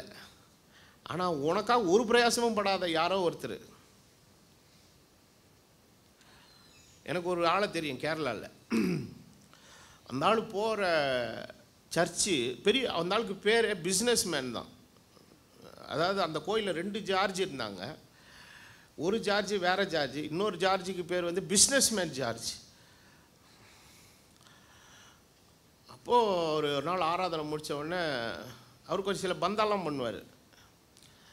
ஆராதனை முடிஞ்ச உடனே I want to take pastor to the restaurant to give him a good ஃபுட்னார். ஓகேன்ட்டாங்க. நமக்கு அந்த மாதிரி பண்ணுற வீணான உபசரிப்பெல்லாம் ரொம்ப பிடிக்கவும் பிடிக்காது. சரி ஏதோ கூப்பிட்டு போகிறாருன்னு சொல்லி கூப்பிட்டு போய் உட்காந்து ரெஸ்டாரண்ட்டில் சாப்பிட்டுக்கிறேன். சொல்கிறாரு, yesterday I sent 1 lakh rupees to the Benny Hinn Ministries அப்படின்னாரு. எனக்கு ஒன்றுமே புரியல. இந்த ஆள் கோயில் கட்டடத்தை பார்த்தா பண்ணி குடிச்ச மாதிரி இருக்குது. அந்த 1 lakh நான் கேட்டேன், உனக்கும் பென்னினுக்கு என்ன சம்பந்தம்? பென்னின் உனக்கு சுவிசேஷத்தை சொன்னாரா, இல்லை உனக்காக ஜெபம் பண்ணாரா, உனக்காக பிரயாசப்பட்டாரா? அப்போது ஒரு பெரிய மேத்தட்டு வர்க்கத்து ஆட்கள் லெவலில் இருக்கிறவங்களோடு கூட சில காணிக்கைகளை அனுப்பி சில உறவுகளை ஏற்படுத்திக்கிட்டால் அவங்ககிட்ட இருந்து ஏதாவது கரஸ்பாண்டன்ஸ் வரும். இதை விட ஒருத்தன் ஈனமாக இருக்கிறான், ஒருத்தன் டிவியில் கீழே பேர் வருங்கிறான், டிவியில் பேர் போடுவாங்கங்கிறான். அப்போது பவுல் வாழ்ந்த காலத்தில் இருந்த அதோ மனோபாவத்தில் உள்ள மக்கள் இன்றைக்கு என்ன செய்கிறாங்க, இருக்கிறாங்க. அப்போது தேவனுடைய வசனம் என்ன சொல்லுகிறது, உனக்காக பிரயாசப்பட சம்பந்தமே இல்லாத எவனோ ஒருத்தன் என்ன பண்ணுறான்னா இந்த அதிகாரத்தை என்ன பண்ணுறான், செலுத்துகிறான். அவர்களிலும் ஏன்னா நான்லாம் ஊழியத்துக்கு போகும்போது சில பேர்லாம் என்கிட்ட பர்சனலாக பேசியிருக்கிறாங்க, பாஸ்டர் என் தசமபாகத்தின் மேல் உங்களுக்கு அனுப்பிடுறேன் அப்படின்வாங்க. எதுக்கு எனக்கு அனுப்ப போகிற, நீ எந்த சபைக்கு போகிற, உனக்கு யார் மெய்ப்பன் அப்படின்னு. அப்போது இல்லை பாஸ்டர், எனக்கு இப்போ வேறு வழி இல்லாமல் நான் வேறு ஒரு ட்ரூத்தில் இருக்கிற சபைக்காக போயிட்டுருக்கிறேன் பாஸ்டர். ஆனால் நான் உண்மையிலே இருந்தது ரூட் அந்த சபை, நான் என்ன சொன்னேன், அந்த ரூட்டுக்கே அனுப்பு, அந்த ஊழியத்துக்கு தான் நீ அதை என்ன செய்யணும், அனுப்பணும். எக்காரணத்தை முன்னிட்டு எனக்கு என்ன செய்யக்கூடாது, அனுப்பக்கூடாது. உன்னுடைய ஆத்துமிக ஸ்பிரிச்சுவல் பெனிஃபிட்ஸ் உனக்கு எங்கே கிடைக்கிறதோ அந்த களஞ்சியத்தில் தான் நீ போய் உன்னுடைய ஆசீர்வாதத்தை என்ன பண்ணணும், கொண்டு போய் சேர்க்கணும். இப்போ மேற்கொண்டு என்ன சொல்கிறாரு, அவர் சொல்கிறார், அவர்களிலும் நாங்கள் அதிகமாக என்ன செய்யலாமா. அப்போ பிரயாசப்படாதவனே அதிகாரம் செலுத்தும் போது, பிரயாசப்பட்டவர்கள் இன்னும் அதிகமாய் செலுத்தலாம் அல்லவா? அப்படி இருந்தும் கிறிஸ்துவின் சுவிசேஷத்திற்கு யாதொரு தடையும் உண்டாகாதபடிக்கு நாங்கள் இந்த அதிகாரத்தை என்ன பண்ணலை? செலுத்தாமல் எல்லா பாடும் என்ன செய்கிறோம்? படுகிறோம். அடுத்து சொல்லுகிறார், ஆசாரிய ஊழியம் செய்கிறவர்கள் தேவாலயத்துக்கு அடுத்தவைகளில் என்ன செய்கிறார்கள்? அப்போ ஆண்டவர் தமது சுதந்திரத்தை 12 கோத்திரத்துக்கு கூட்டு போய் கானானுக்கு கூட்டு போயிட்டாரு.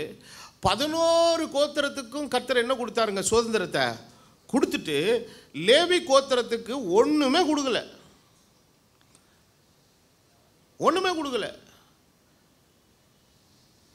இப்போ என்ன பாஸ்டர் அவங்களெல்லாம் எப்படி விட்டாரு அப்படின்னு கேட்டிங்கன்னா நம்ம போகலாம். அடுத்து என்ன சொல்கிறாருன்னா, அந்தப்படியே முதல்ல பங்கு உண்டு என்று சொல்லுகிறார். அந்தப்படியே சுவிசேஷத்தை அறிவிக்கிறவர்களுக்கு சுவிசேஷத்தினால் பிழைப்பு உண்டாக வேண்டும் என்று கர்த்தர் சொல்லி இருக்கிறார்ல, கேட்டிருக்கிறாரல்ல, கட்டளையிட்டிருக்கார். It is order from the lord. அப்போ என்ன வேதவசனம் அழகாக சொல்லுது, தேவன் அவைகளை பிழைப்பூட்டுகிறார். அப்போ நம்மளை ஆண்டவருடைய ராஜ்யத்தில் நம்ம வேலை செய்யும்போது நம்மளை பிழைக்க வைக்கிறது யாரு தான்? அவர் தான். அப்போ சுவிசேஷத்தினால அவங்க சிலர் கேட்பான், இதெல்லாம் ஒரு பொழப்பான்னு கேட்பான். பார்த்துருக்கீங்களா? தப்பான விதத்தில் எடுத்தால் தான் அது தப்பான பொழப்பாயிரும். பட் தேவனுடைய ராஜ்யத்தில் சுவிசேஷத்தை அறிவிக்கிறவர்களுக்கு எதனால தான் உண்டாகணும்? ஆமாம், பைபிள் அழகாக, இங்கிலீஷ் பைபிள் ரொம்ப கமாண்டிங்காக எழுதியிருக்குது. என்ன சொல்ல? they which preach the gospel should live of the gospel. எனக்கு இந்த வசனம் தான் என்னுடைய ஆவிக்குரிய நான் ரொம்ப நர்வஸ் ஆகிடுவேன். அந்த பண விஷயம்னு வந்தாலே ரொம்ப நர்வஸ் ஆயிடுவேன். கைகாலெலாம் உதறும். அப்போது நான் ஒரு நாள் ஆண்டவர்கிட்ட முட்டாள்தனமாக ஒரு ஜெபத்தை பண்ணேன். ஆண்டவரே என்னை நல்லா ஆசீர்வதிங்க ஆண்டவரே. ஒரு நாள் வந்துச்சுன்னா நான் ஒரு பைசா ஊழியத்துலேருந்து எடுக்கக்கூடாது ஆண்டவரே, நான் ஃப்ரீயாகவே நமக்கு செய்யணும்னு சொல்லிட்டு ரொம்ப அதிக பிரசங்கித்தனமாக அதான் பைபிள் சொல்லுதில்ல, மிஞ்சின நீதிமான அந்த மாதிரி ஒரு ஜெபத்தை பண்ணிவிட்டு ரொம்ப அழகாக பண்ணிட்டோன்னு படுத்துன்னு காலையில் தான் செருப்படி கிடச்சிது எனக்கு. எப்படி நீ நல்லா வாழ்ந்துருவ, நீ ஃப்ரீயாக செஞ்சிருவ. அப்போ இந்த வசனத்தை வாசிக்கும் போது தான் மண்டையில் எங்கேயோ ஒரு இடத்துல அடிச்ச மாதிரி இருந்தது. இதனால தான் உனக்கு பிழைப்பு உண்டாக வேண்டும் என்று நான் கட்டளையிட்டிருக்கிற அந்த கட்டளைக்கு மாறி நீ ஜெபம் பண்ணுறது உன் தியாகத்தை ஆண்டவர் அங்கீகரிக்கிற ஆண்டவர். அப்போது இது தேவன் கட்டளையிட்ட ஒரு காரியம். கடனாளிகளாக இருக்கிறோம், அதிகாரம் செலுத்தக்கூடியவர்களாக இருக்கிறோம். அதே வேளையிலே இந்த வேதத்தில் வாசிக்கிறோம், கர்த்தரும் அதை என்ன செய்திருக்கிறார்? கட்டளையிட்டிருக்கிறார். கர்த்தர் கட்டளையிட்டிருக்கிறார் என்கிறத இந்த 1 கொரிந்தியர் 9:14 எந்தெந்த வசனங்களை அப்போஸ்தலனாகிய பவுல் கோட் பண்ணுறார் அப்படின்னு கேட்டிங்கன்னா, லூக்கா 10:7 வேலைக்காரன் தன் கூலிக்கு என்னவாயிருக்கிறான்? பாத்திரனாயிருக்கிறான். மத்தேயு 10:10 சொல்லுகிறது வேலையால் தன் ஆகாரத்துக்கு பாத்திரனாயிருக்கிறான். 1 தீமோத்தேயு 5:18 சொல்லுகிறது வேலையால் தன் கூலிக்கு பாத்திரனாயிருக்கிறான். கலாத்தியர் 6:6 இன்னும் மேற்கொண்டு சொல்லுகிறது உபதேசிக்கிறவனுக்கு சகல நன்மையிலும் பகிர்ந்து கொடுக்க கடவன். காரணம், ஞான நன்மைகளை பெற்றவர்கள் சரீர நன்மைகளை அவளோடு பகிர்ந்து கொள்ள என்ன உள்ளவர்களாக இருக்கிறார்கள். அப்போது அடுத்து பவுல் இன்னும் ஒரு மேற்கொண்டு ஒரு வைராக்கியமான வார்த்தையை சொல்றார். என்னன்னா, இவ்வளவு பிரயாசப்பட்டும் செய்வதற்கு நீங்கள் கடனாளிகளாக இருந்தும் அதை வந்து கேட்டு அதிகாரத்தோடு வாங்கிறதற்கான ஒரு அதிகாரத்தை கர்த்தர் எனக்கு வைத்திருந்தும் கூட 1 கொரிந்தியர் 9:15 சொல்றார், அப்படி இருந்தும் நான் இவைகளில் ஒன்றையும் அனுபவிக்கவில்லை. இப்படி எனக்கு நடக்கும் என்று இவைகளை நான் எழுதுகிறதில்லை. என் மேன்மை பாராட்டலை ஒருத்தன் அவத்தமாக்குறதை பார்க்கலும் எது எப்படி இருக்குங்க? சாகிறது. அப்போ நம்ம ஆண்டவருடைய ராஜ்யத்தில் சில காரியங்களை நம்ம கேட்க எனக்கு நல்ல ஞாபகம் இருக்குது. உங்களுக்கு மோர்கொண்டே சொல்லியிருக்கேன். எங்கள் அப்பாவுக்கு ஒருத்தர் ஒரு போட்காஸ்ட் எழுதினார், ஒரு போஸ்ட் கார்டு ஒன்று எழுதினார். அப்போ கர்த்தரி சத்தம் பத்திரிக்கை வந்து சர்க்குலேட் ஆன டைமு அவர் எழுதினார், நான் உங்கள் பத்திரிகையை அடிக்கடி வாசிக்கிறேன், ரொம்ப ஆசீர்வாதமாக இருக்கிறது. உங்களுக்கு நான் காணிக்கை அனுப்பினதே இல்லை, ஏனென்றால் நீங்கள் காணிக்கை கேட்கவே இல்லை இப்படிக்கு அப்படின்னு நினச்சிட்டார். அப்போ வேதவசனம் சொல்லுகிறது சுவிசேஷத்தை நான் பிரசங்கித்து வந்தும் மேன்மை பாராட்ட எனக்கு இடமில்லை, அது என் மேல் விழுந்த. ஆமாம், இப்போது அரசாங்கத்தில் வேலை செய்யலான்னு சம்பளம் கொடுக்கலனாலும் சில பேர் வேலை செய்கிறாங்க. ஏன் வேலை செய்கிறாங்க தெரியுமா? எது போயிடும்? வேலை போயிடும். வேலையை தக்க வச்சுக்க என்றைக்காவது கொடுப்பாம்ல, அதுக்காக. ரொம்ப மக்கார் பட்டான்னு வச்சுக்கோங்க, வீதிக்கு வந்துடுவான் கோஷம் போடுறதுக்கு. ஒளிக அரசாங்கம் ஒளிக, ஊழியர்களை வயிற்றில் அடித்த அரசாங்கம் ஒளிகன்னு கத்துவேன். நாங்கள் எங்கே போய் கத்துறது? இருக்குதோ இல்லையோ, இது என்மேல் விழுந்த கடமை, செஞ்சிடணும், அவ்வளோதான், முடிஞ்சு போச்சு. You must do your duty. அப்போது இதெல்லாம் ஏன் பவுல் சொல்ல வர்றானா? கிறிஸ்துவின் மேல் வைத்திருந்த அந்த அன்பின் நிமித்தமாய் பிரதிபலனை எதிர்பாராமல் தங்கள் வாழ்க்கையிலே ஆண்டவருடைய காரியங்களை அவர்கள் செய்தவர்கள். அதான் இதெல்லாவற்றையும் சொல்லிட்டு தான் அவர் சொல்கிறாரு, நான் எல்லாருக்கும் எல்லாமும் ஆனேன். ஒரு இடத்துல ஆக்கிலாலையும் பிரிஸ்கிலாலையும் அவர் சந்தித்த காலங்கள், அந்த இடத்துல அந்த ஊரில் இருந்து ஒரு சில காலங்கள் இருக்கிறார். அவர்கள் ஆக்கிலாலும் பிரிஸ்கிலாலும் கூடார தொழில் செய்கிறவர்களாக இருந்தபடினால் அப்போஸ்தலர் 18-13 அதிலெல்லாம் சொல்லப்பட்டிருக்கிறது. பவுல் கூடார தொழில் தெரிஞ்சவனாக இருந்ததுனால அவர்களோடு கூட சேர்ந்து அவன் என்ன பண்ணுறான்? கூடார தொழில் செய்தான். அவன் சொல்லும்போது அதில் சொன்ன ஒரு வார்த்தை என்ன ரொம்ப டச் பண்ணுது, எனக்காக மாத்திரமல்ல என்னோடு இருந்தவர்களுக்காகவும்ன்றான். அப்போ ஊழியத்தில் யாரும் அவனுக்கு எதுவும் சப்போர்ட் பண்ணலை. அப்போது ஃப்ரீயாக இருக்கிற நேரத்தில் போய் என்ன பண்ணுறாங்க? கூடார தொழில் செஞ்சு அதில் கிடைச்ச சம்பளத்தை வச்சு இவனும் சாப்பிட்டுக்கிட்டு கூட இருக்கிறவங்களுக்கு சாப்பாடு போட்டுக்கிட்டு இப்படி கஷ்டப்பட்டு ஊழியங்களை உருவாக்கி இருக்கிறார்கள். கடைசியில் வேதத்தில் வாசிக்கிறோம், அப்போஸ்தலர் 28 பவுல் தனக்காக ஒரு சொந்த வீட்டை வாங்கினான் இல்லை, அவன் வாடகைக்கு தனக்கு ஒரு வீட்டை வாங்கி தன்னிடத்தில் வந்த யாவருக்கும் தடையில்லாமல் தேவனுடைய சுவிசேஷத்தை அறிவித்தான். அப்போது ஒரு ஹார்ட் லைஃப் லிவிங். ஆனால் பவுலினுடைய நிருபங்களை நீங்கள் கொஞ்சம் படிக்கும்போது ஒரு குறிப்பிட்ட இடத்துல அவர் எழுதும்போது சொல்லுகிறார், எனக்கு குறைச்சல் உண்டாகும்படி அவர் ஓப்பனாகவே எழுதுகிறார், லெட்டர் எழுதுகிறார், எனக்கு கொஞ்சம் ஃபினான்ஷியலாக கொஞ்சம் ஸ்ட்ரகிள் இருக்குதுப்பா, கொஞ்சம் சப்போர்ட் பண்ணுங்க அப்படின்னு சொல்லிட்டு ஒரு இடத்துல எழுதுகிறார். இந்த கொடுக்கல் வாங்கல் காரியத்தில் பிலிப்பு சபையாரை தவிர வேறு யாரும் இதுக்கு என்னவே படலை, உடன்படலை. ஒரு இடத்துல எழுதும்போது சொல்லுகிறார், நீங்கள் வரப்பற்றின அனுப்பி கொடுத்த இந்த நல்ல காரியத்தை எப்ராத்தீத்துவினுடைய கையிலிருந்து நான் பெற்றுக்கொண்டேன், அதை தேவனுக்கு என்னவா ஏறெடுக்கிறேங்கிறாரு? சுகந்த வாசனையாக இருக்கிறேன். அப்போது ஃபைனான்ஷியல் நீடுங்கிறது தேவனுடைய ராஜ்யத்திலே பணிவிடை செய்கிற எல்லாருக்கும் உண்டு என்பதை தேவனுடைய பிள்ளைகள் நாம் அறிந்து கொள்ள வேண்டும். அப்போது தேவன் ஊழியத்திற்கு தம்முடைய பரிசுத்தவான்களை அழைக்கும்போது யோவான் 12:26 ஆண்டவர் சொல்லுகிறார், ஒருவன் எனக்கு ஊழியம் செய்வானே ஆனால். என்னது? ஒருவன் எனக்கு ஊழியம் செய்வானால். அப்போது ஆண்டவர் தமது தாசர்களை ஆண்டவர் தெரிந்து கொள்ளும்போது, அன்றைக்கு பாருங்கள், எலியா ஒரே ஆள் தான் இருக்கிறான், அவனை போஷிக்கிறதுக்கு சபையார் கூட கிடையாது. ஆண்டவர் என்ன பண்ணாருன்னா, அப்போ தான் ஆண்டவர் சூப்பர் நேச்சுரலாக கொண்டு போகிறார். எங்கே கொண்டு போகிறாரு? கேரி தாட்டின் இடையில் உட்கார வச்சுட்டு அவனுக்கு காகம் என்ன கொடுத்துட்டு போகுதுங்க, அப்பமும் இறைச்சியும் கொடுக்கறது. பக்கத்தில் இந்த கேரி தாட்டின் தண்ணீரை எடுத்து குடிச்சிட்டு இருக்கிறான். ஒரு ஸ்டேஜ் வந்த உடனே கேரி தாட்டு தண்ணீரும் வறண்டு போயிட்டு ஆண்டவர் தமது ஊழியக்காரனை பார்த்து சொல்கிறார், உன்னை போஷிக்கும்படி ஒரு விதவைக்கு கட்டளையிட்டேங்கிறார். அப்போது நீதிமான் கைவிடப்பட்டதையும் அவருடைய பிள்ளைகள் அப்பத்துக்காக இருந்து திருந்ததை நான் கண்டதில்லை என்று பக்தன் சொன்னது போல அவருடைய ராஜ்யத்தில் உண்மையாய் சேவித்தவர்களை கர்த்தர் ஒரு காலம் கைவிட மாட்டார். அப்போது தேவனுடைய ராஜ்யத்தில் வேலை செய்யும்போது அவர்கள் உண்மையை அறிந்த ஆண்டவர் ஏதாவது ஒரு வகையில் அது எந்த வழியிலிருந்து வருமோ, அது கிழக்கிருந்து வருதோ மேற்கிருந்து வருது, எந்த பக்கத்துலேருந்து சகாயம் வருதுன்னு நமக்கு தெரியாது, அது வர வேண்டிய வழியில் வர வேண்டிய விதமாக அது நம்மக்கிட்ட என்ன செய்யும்? வந்து சேரும். ஆனால் கடமை என்கிற ஒன்று இருக்குது, பொறுப்பு என்கிற ஒன்று இருக்குது இல்லையா? அப்போ அந்த இடம் வரும்போது இன்னைக்கு அநேக மக்கள் தங்களுக்காக பிரயாசப்படுகளுடைய சூழ்நிலை, காரியம், வேதனை, அவருடைய காரியங்கள் எதையும் என்ன பண்ணுறது இல்லைங்க, யோசிக்காத நிலையில் அநேகர் இருக்கிறாங்க. ஆனால் ஆண்டவர் என்ன சொல்கிறாருன்னா, ஒருவன் எனக்கு ஊழியம் செய்தால்னு சொல்லலை மொட்டையா, எனக்கு ஊழியம் செய்தால். அப்போ நிறைய பேர் ஊழியம் செய்கிறாங்க. பவுல் ஒரு இடத்துல சொல்ல, நிறைய பேர் எதுக்கு தான் ஊழியம் செய்கிறாங்க? வயிற்றுக்கு. பாஸ்டர்னு சொல்லிட்டு காலையிலேருந்து சாயங்காலம் வரைக்கும் வீடு வீடாக போக வேண்டியது, ஜோம் பண்ணுன்னு சொல்லி ஏதாவது காணிக்கை வாங்கிட்டு சாப்பிட வேண்டியது. இப்படி ஒரு பொழப்பு நடத்துகிற சில கூட்டங்கள்லாம் இருக்குது. இதெல்லாம் அசிங்கங்க. அது இருக்குதா இல்லை? எங்கள் அப்பா அடிக்கடி சொல்லுவார், ஆண்டர் கொடுத்தா சாப்பிடு, இல்லையா வயிற்றில் ஈரத்துணியை கட்டிக்கிட்டு சிலுவையை போட்டு படுத்துக்கொண்டுவார். அடிக்கடி சொல்லுவார் இந்த வசனத்தை. ஆனால் ஆண்டவர் ஒரு காலம் ஈரத்துணியை கட்டையும் வைக்கல, சிலுவையை போடவும் வைக்கல. பரத்திலிருந்து கர்த்தர் ஒத்தாசையை அனுப்பி கொண்டிருந்தார். அன்று இருந்தவர் இன்றைக்கும் அவர் ஜீவனுள்ள தேவனாக இருக்கிறார். என்றைக்குமே அந்த ஊழியத்தில் ஆண்டவர் எனக்கு அந்த கண்டென்ட் லைஃப்பை கொடுத்தார். இப்போ நான் தங்கியிருக்கிற என்னுடைய பெட்ரூம் இருக்குது, ஜஸ்ட் பேக் சைடு இதே அகலம் தான் இருக்குது.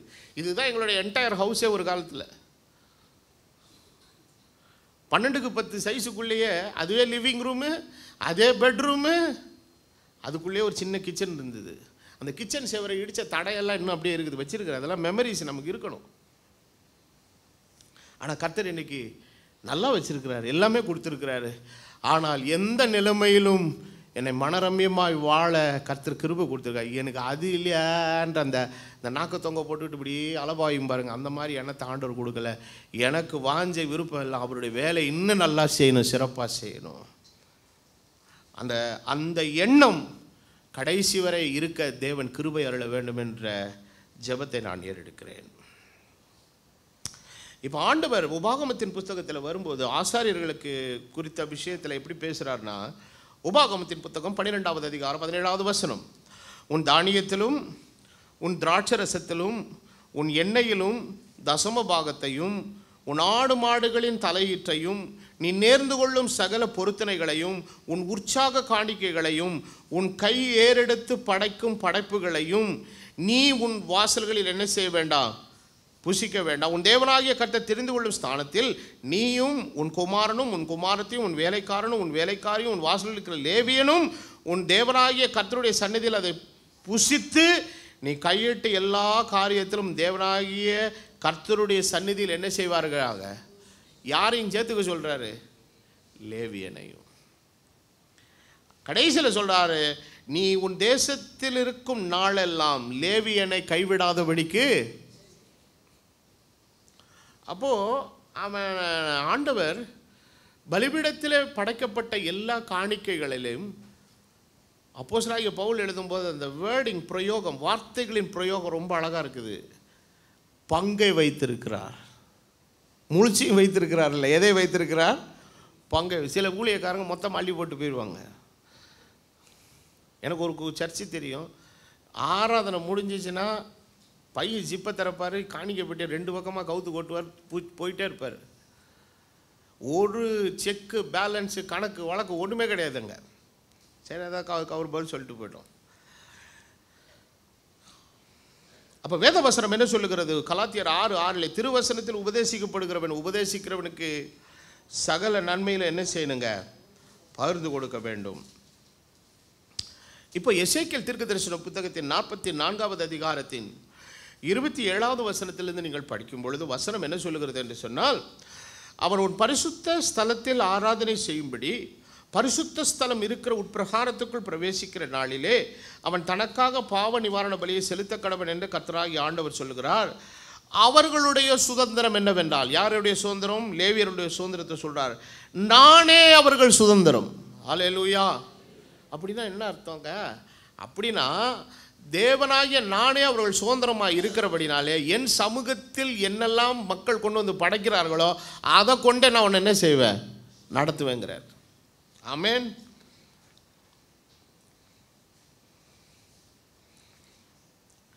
ஆகையால் இஸ்ரவேலில் அவர்களுக்கு காணி ஆட்சி என்ன செய்யாதிருப்பீர்களாக, கொடாதிருப்பீர்களாக. நானே அவர்கள் காணி ஆட்சி. காணி ஆட்சினா என்னன்னா, நிலத்தை பகிர்ந்து கொடுத்தல். அடுத்து சொல்றார், போஜன பலியும் பாவ நிவாரண பலியும் குற்ற நிவாரண பலியையும் அவர்கள் புசிப்பார்கள். பலியில் எத்தனை பலி இருக்குது? 5 விதமான பலிகள் இருக்குது. அதில் சில பலிகளை ஆண்டவருக்கு என்ன பண்ணணும்னா, அக்னியினால் என்ன பண்ணணுங்க? தகனிக்கணும். அதாவது it has to be completely consumed. கம்ப்ளீட்டாக வெந்துடணும். வெந்து அது சாம்பல் ஆயிடணும். அந்த சாம்பலை கொட்டுறதுக்கு வேறு எது வச்சுருப்பாங்க? பலிபீடத்துக்கு கீழே ஒரு இது மாதிரி தொட்டி மாதிரி ஏதோ ஒன்று வச்சுருப்பாங்க பாருங்கள். அப்போ அது வந்து கர்த்தருக்குரியதுன்னா 100% எங்கே தான் போகணுங்க? வேதத்தில் வாசிக்கிறோம், அது தேவனுடைய சமூகத்தில் தகனிக்கப்பட வேண்டும், அக்கினியினாலே தகனிக்கப்பட வேண்டும். இதை கர்த்தர் எப்படி ஏற்றுக்கொண்டாராம்? சுகந்த வாசனையாய். ஆனால் சில பலிகளை பண்ணும் பொழுது ஆண்டவர் என்ன சொல்கிறாரு? ஏய், இந்த பலியில் உனக்கு என்ன இருக்குது? பங்கு இருக்குது. ஆனால் அந்த பலி அக்கினியில் வேகிற வரைக்கும் ஆண்டவர் ஃப்ரீயாகவே பார்பிக்யூ பண்ணி கொடுக்குறாரு. ஏலியனுடைய பிள்ளைகள், அப்போ ஏலியனுடைய பிள்ளைகள் செய்த இந்த மகா பெரிய தவறுனாலே இந்த தப்பை செய்கிறான், யாரும் கண்டிக்கலை, ஏலி கண்டிக்கலை. அவனுடைய அந்த அவர்கள் செய்த காரியம், அவன் கொண்டாந்து பாவம் சபையார் கொண்டாந்து பலிபீடத்தில் வச்சு படைக்கிறாங்க. அது முழுசுமா தகனிக்கப்படணுமா இல்லை மிரட்டி வேற வாங்குறாங்க. எனக்கு முன்னந்தோடைய கூடு பின்னந்தோடைய கூடுன்னு மிரட்டி வாங்குறாங்க. இது எப்படியோ கம்ப்ளைண்ட் யாருக்கு போகுது? உன் பிள்ளைகள் வந்து இந்த மாதிரி அயோக்கியத்தனம் பண்ணானுங்க, கொஞ்சம் கேட்க மாட்டேன்னா அவர் ஒன்றும் தாத்தா கண்டுக்கவே மாட்டுறாரு, அது நல்லா சாப்பிட்டு இப்படி பும்முன்னு இருக்கிறார் ஆள். ஓப்பனேரும் பினேகாசும் தேவனுடைய பெட்டி அண்டையிலே செத்தார்கள். கர்த்தருடைய சமூகத்தில் வந்து துணிகரமாக கையெல்லாம் நீட்டக்கூடாதுங்க. நீ ஆசாரியனுடைய பிள்ளை இருந்தானே உனக்குனா கொம்பா முளைச்சிருக்குது. Stand in your limits. உனக்கு எங்கே ஆண்டவர் என்ன இடத்த கொடுத்துருக்காரு அந்த இடத்துல நீ நின்று கொள்ள வேண்டும். அப்போது முழுசையும் வைக்கல, பங்கை வைத்திருக்கிறார். எல்லாரும் சொல்லுங்க, பங்கை வைத்திருக்கிறார். ஸோ அந்த பங்கை அவன் சுதந்திரித்து கொள்ள, அந்த பங்கை அவன் அனுபவிக்க அவனுக்கு என்ன உண்டு? அதிகாரம் உண்டு. போஜன பலியையும் பாவ நிவாரண பலி குற்ற நிவாரண பலி அவர்கள் என்ன செய்வார்கள்? ஒரு அடுத்து என்ன சொல்றாருன்னா, இஸ்ரவேலிலே பொருத்தனை பண்ணப்பட்டதெல்லாம் அவர்களுடையதாக இருப்பதாக. இப்போ பொருத்தனை காணிக்கைன்னு யாராவது செய்கிறாங்கன்னா அது யாருக்குரியது? ஆசாரியனுக்குரியது. சகலவித முதற்கனி. எனது சகலவித முதற்கனி, ஃபர்ஸ்ட் ஃப்ரூட்ஸ். எங்கள் வீட்டில் வாழைத்தாறு போட்டாலும் சரி, இல்லை அந்த வருஷம் முதல் ஈல்டிங் இது வரும். மாங்காய்லாம் ஏதாவது வந்துச்சுன்னா எங்கள் அம்மா என்ன பண்ணாலும் எடுத்துகிட்டு நேராக வந்து இது ஃபஸ்ட்டு ஃப்ரூட்டுப்பா ஜோம் பண்ணி சாப்பிடுன்னுவாங்க. அது சுகருக்கெலாம் பார்க்குறது இல்லை, இது ஆண்டவர் கொடுத்தது, ஜோம் பண்ணிவிட்டு வெட்டி சாப்பிட்ருவாங்க. ஆனால் அதுக்குரிய காணிக்கெல்லாம் போட்டுருவாங்க. அப்போது அவங்க என்கிட்ட கொண்டாந்து கொடுப்பாங்க. நான் ரூமில் வாங்கி வச்சுக்கிட்டு நல்ல ஏசி ரூமில் ஜோம் பண்ணிவிட்டு வெட்டி சாப்பிட்றது. காரணம் அதை வந்து செய்கிறாங்க பாருங்கள். வேதம் என்ன சொல்லுகிறதுனா, முதற்கனிகளிலும் எல்லா பலனிலும் நீங்கள் காணிக்கை செலுத்தும் எல்லாவித பொருட்களும் யாருடையதாக இருப்பதாக? ஆசாரியனுடையதாக இருப்பதாக. உங்கள் வீட்டிலே ஆசீர்வாதம் தங்கும்படி நீங்கள் பிசைந்த மாவிலே முதற் பாகத்தை என்ன செய்ய கடவர்கள்? ஆசாரியனுக்கு கொடுக்க கடவர்கள் அப்படிங்கிறாரு. அடுத்த வசனத்தில் சொல்றாரு, பறவைகளிலும் மிருகங்களிலும் தானாய் செத்ததும் பீருண்டதும் ஒன்றுமையும் யாரும் என்ன செய்யக்கூடாது? புசிக்கலாகாது. ரெண்டாவது, தேவ சமூகத்தில் கொண்டே வரக்கூடாது. மல்கியாவில் வாசிக்கிறோம், நசல் கொண்டதையும் ஊனமானது என்ன செய்யறது? ஆமாம். அப்போது தேவன் ஏற்படுத்தின அந்த சிஸ்டம் அப்படி தான் பாருங்க. பலிபீடத்தில் படைக்கப்பட்டவைகளை ஆண்டவர், சரி, இப்போ ஆண்டவர் ஒரு ஆசாரியத்துவ ஊழியத்தை ஏற்படுத்திட்டாரு. அந்த ஆசாரியத்துவ ஊழியத்துக்குரிய பணிமூட்டுகளெல்லாம் செய்கிறதுக்கு யார் தான் எல்லாம் கொடுத்தாங்க? தங்களிடத்திலிருந்து வெள்ளியையும் பொன்னையும் விலையேறப்பட்டது யார் தான் கொடுத்தாங்க? ஜனங்க தான் கொடுத்தாங்க. மோசே அவர்களை எல்லாம் வாங்கி அந்தந்த வேலைக்கு தக்கதாக தேவன் நியமித்த அபிஷேகம் பண்ணப்பட்டவர்களை வைத்து அவன் வந்து மேஜையை உண்டாக்குறான், பலிபீடத்தை உண்டாக்குறான், உடன்படிக்கை பெட்டியை உண்டாக்குறான், என்னென்ன மாதிரி மெட்டீரியலை எதில் செய்யணும்னு சொன்னாரோ பண்ணி திரைகளை உண்டாக்குகிறான். அதுக்கு என்ன நூல் வேணுமோ அதெல்லாம் கூட ஜனங்கள் தான் என்ன பண்ணுறாங்க. இத்தனை வனாந்திரத்தில் நடக்குது. இவ்வளவு பெரிய மெகா ப்ராஜெக்ட் எங்கே நடக்குது? ஒன்றுமே கிடைக்காத வனாந்திரத்தில் நடக்குது. காரணம் என்னன்னா, அதற்குரிய எல்லாவற்றையும் கர்த்தர் சபையின் இடத்துல வைத்திருந்தார். The church has got a potential to establish a worshiping place for the Lord. தேவனுக்கு ஒரு ஆராதனை ஸ்தலத்தை உண்டாக்குறதற்குரிய எல்லாவற்றையும் கர்த்தர் யாருக்குள்ள வைத்திருந்தார்? ஜனங்களிடம். அப்போ ஜனங்களிடத்தில் அவர்கள் வாங்கி எல்லாவற்றையும் செய்கிறாங்க. சரி, இப்போ செஞ்சு கிஞ்சி எல்லாம் முடிச்சாச்சு. இப்போது பண்ணிவிட்டு ஒரே இடத்துல பர்மனெண்ட்டாக இருந்தால் பரவாயில்ல. இப்போ என்ன பண்ண சொல்கிறாரு? ஒவ்வொரு இடமா ஷிஃப்ட் பண்ண சொல்கிறாரு. இப்போது ஆராதனை ஸ்தலத்துக்குரிய காரியங்களை எல்லாம் கொடுத்தாங்க, அதுக்கு ஆண்டவர் வரைமுறையெல்லாம் கொடுத்தாரு, எல்லாம் பண்ணார். இப்போது இதை ஷிஃப்டிங் பண்ணுறது எவ்வளோ பெரிய கஷ்டம் தெரியுமா? இப்போ ஆண்டவர் என்ன சொல்கிறாருன்னா, எண்ணாகமத்தின் புத்தகம் 7வது அதிகாரத்துக்குள்ளே நீங்கள் வரும்போது 1வது வசனத்திலிருந்து நீங்கள் படிக்கும் பொழுது, மோசே வாசஸ்தலத்தை ஸ்தாபகம் பண்ணி, ஆசரிப்பு கூடாரம் ஸ்தாபிக்கப்பட்டாச்சு. இப்போ அதில் எல்லா பனிமுட்டுகளையும் பலிபீடத்தையும் அதன் எல்லா பனிமுட்டுகளையும் அபிஷேகம் பண்ணி பரிசுத்தப்படுத்தி முடித்த நாளிலே வாசஸ்தலம் உருவாக்கியாச்சு, வாசஸ்தலத்தை போட்டாச்சு, வாசஸ்தலத்தை பிரதிஷ்டையும் பண்ணியாச்சு. இப்போ எல்லாம் முடிஞ்சிருச்சு. இப்போ என்ன சொல்கிறாருன்னா, தங்கள் பிதாக்களுடைய வம்சத்தலைவரும் எண்ணப்பட்டவர்களின் விசாரிப்புக்கு வைக்கப்பட்ட கோத்திர பிதாக்களாகிய இஸ்ரவேலின் பிரபுக்கள் காணிக்கைகளை செலுத்த கடவர். இப்போ ஆண்டவர் கோத்திரங்களுக்கு, எல்லா கோத்திரங்களுக்கு யாரை வச்சிருந்தாருங்க? கோத்திர தலைவர்களை வைத்தார். They are the princes, they are the leaders of the tribe. இப்போ அந்த தலைவர்கள்கிட்ட என்ன சொல்கிறாருன்னா, ஆசிரியப்பு கூட வேலை முடிஞ்சிருச்சுப்பா, இனிமேல் நான் சபையார்கிட்ட போக மாட்டேன், இப்போ தலைவர் நீங்கள் தான் இந்த பிரச்சனையை ஹேண்டில் பண்ண. என்ன வேணும்னா, எனக்கு 12 மாடு வேணும், 6 வண்டி வேணும்.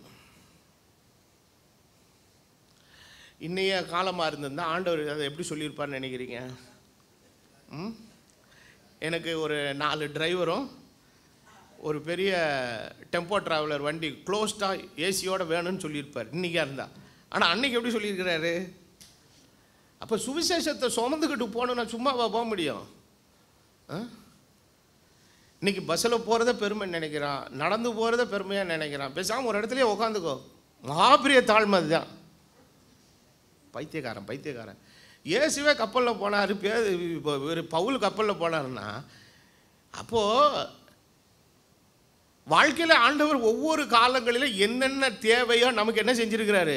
கொடுத்துருக்குறாரு. நான்லாம் பல மணி நேரம், 8 மணி நேரம் 9 மணி நேரம்லாம் திருவள்ளூர் பஸ்ஸுன்னு அப்போ ஒன்று இருக்கும்.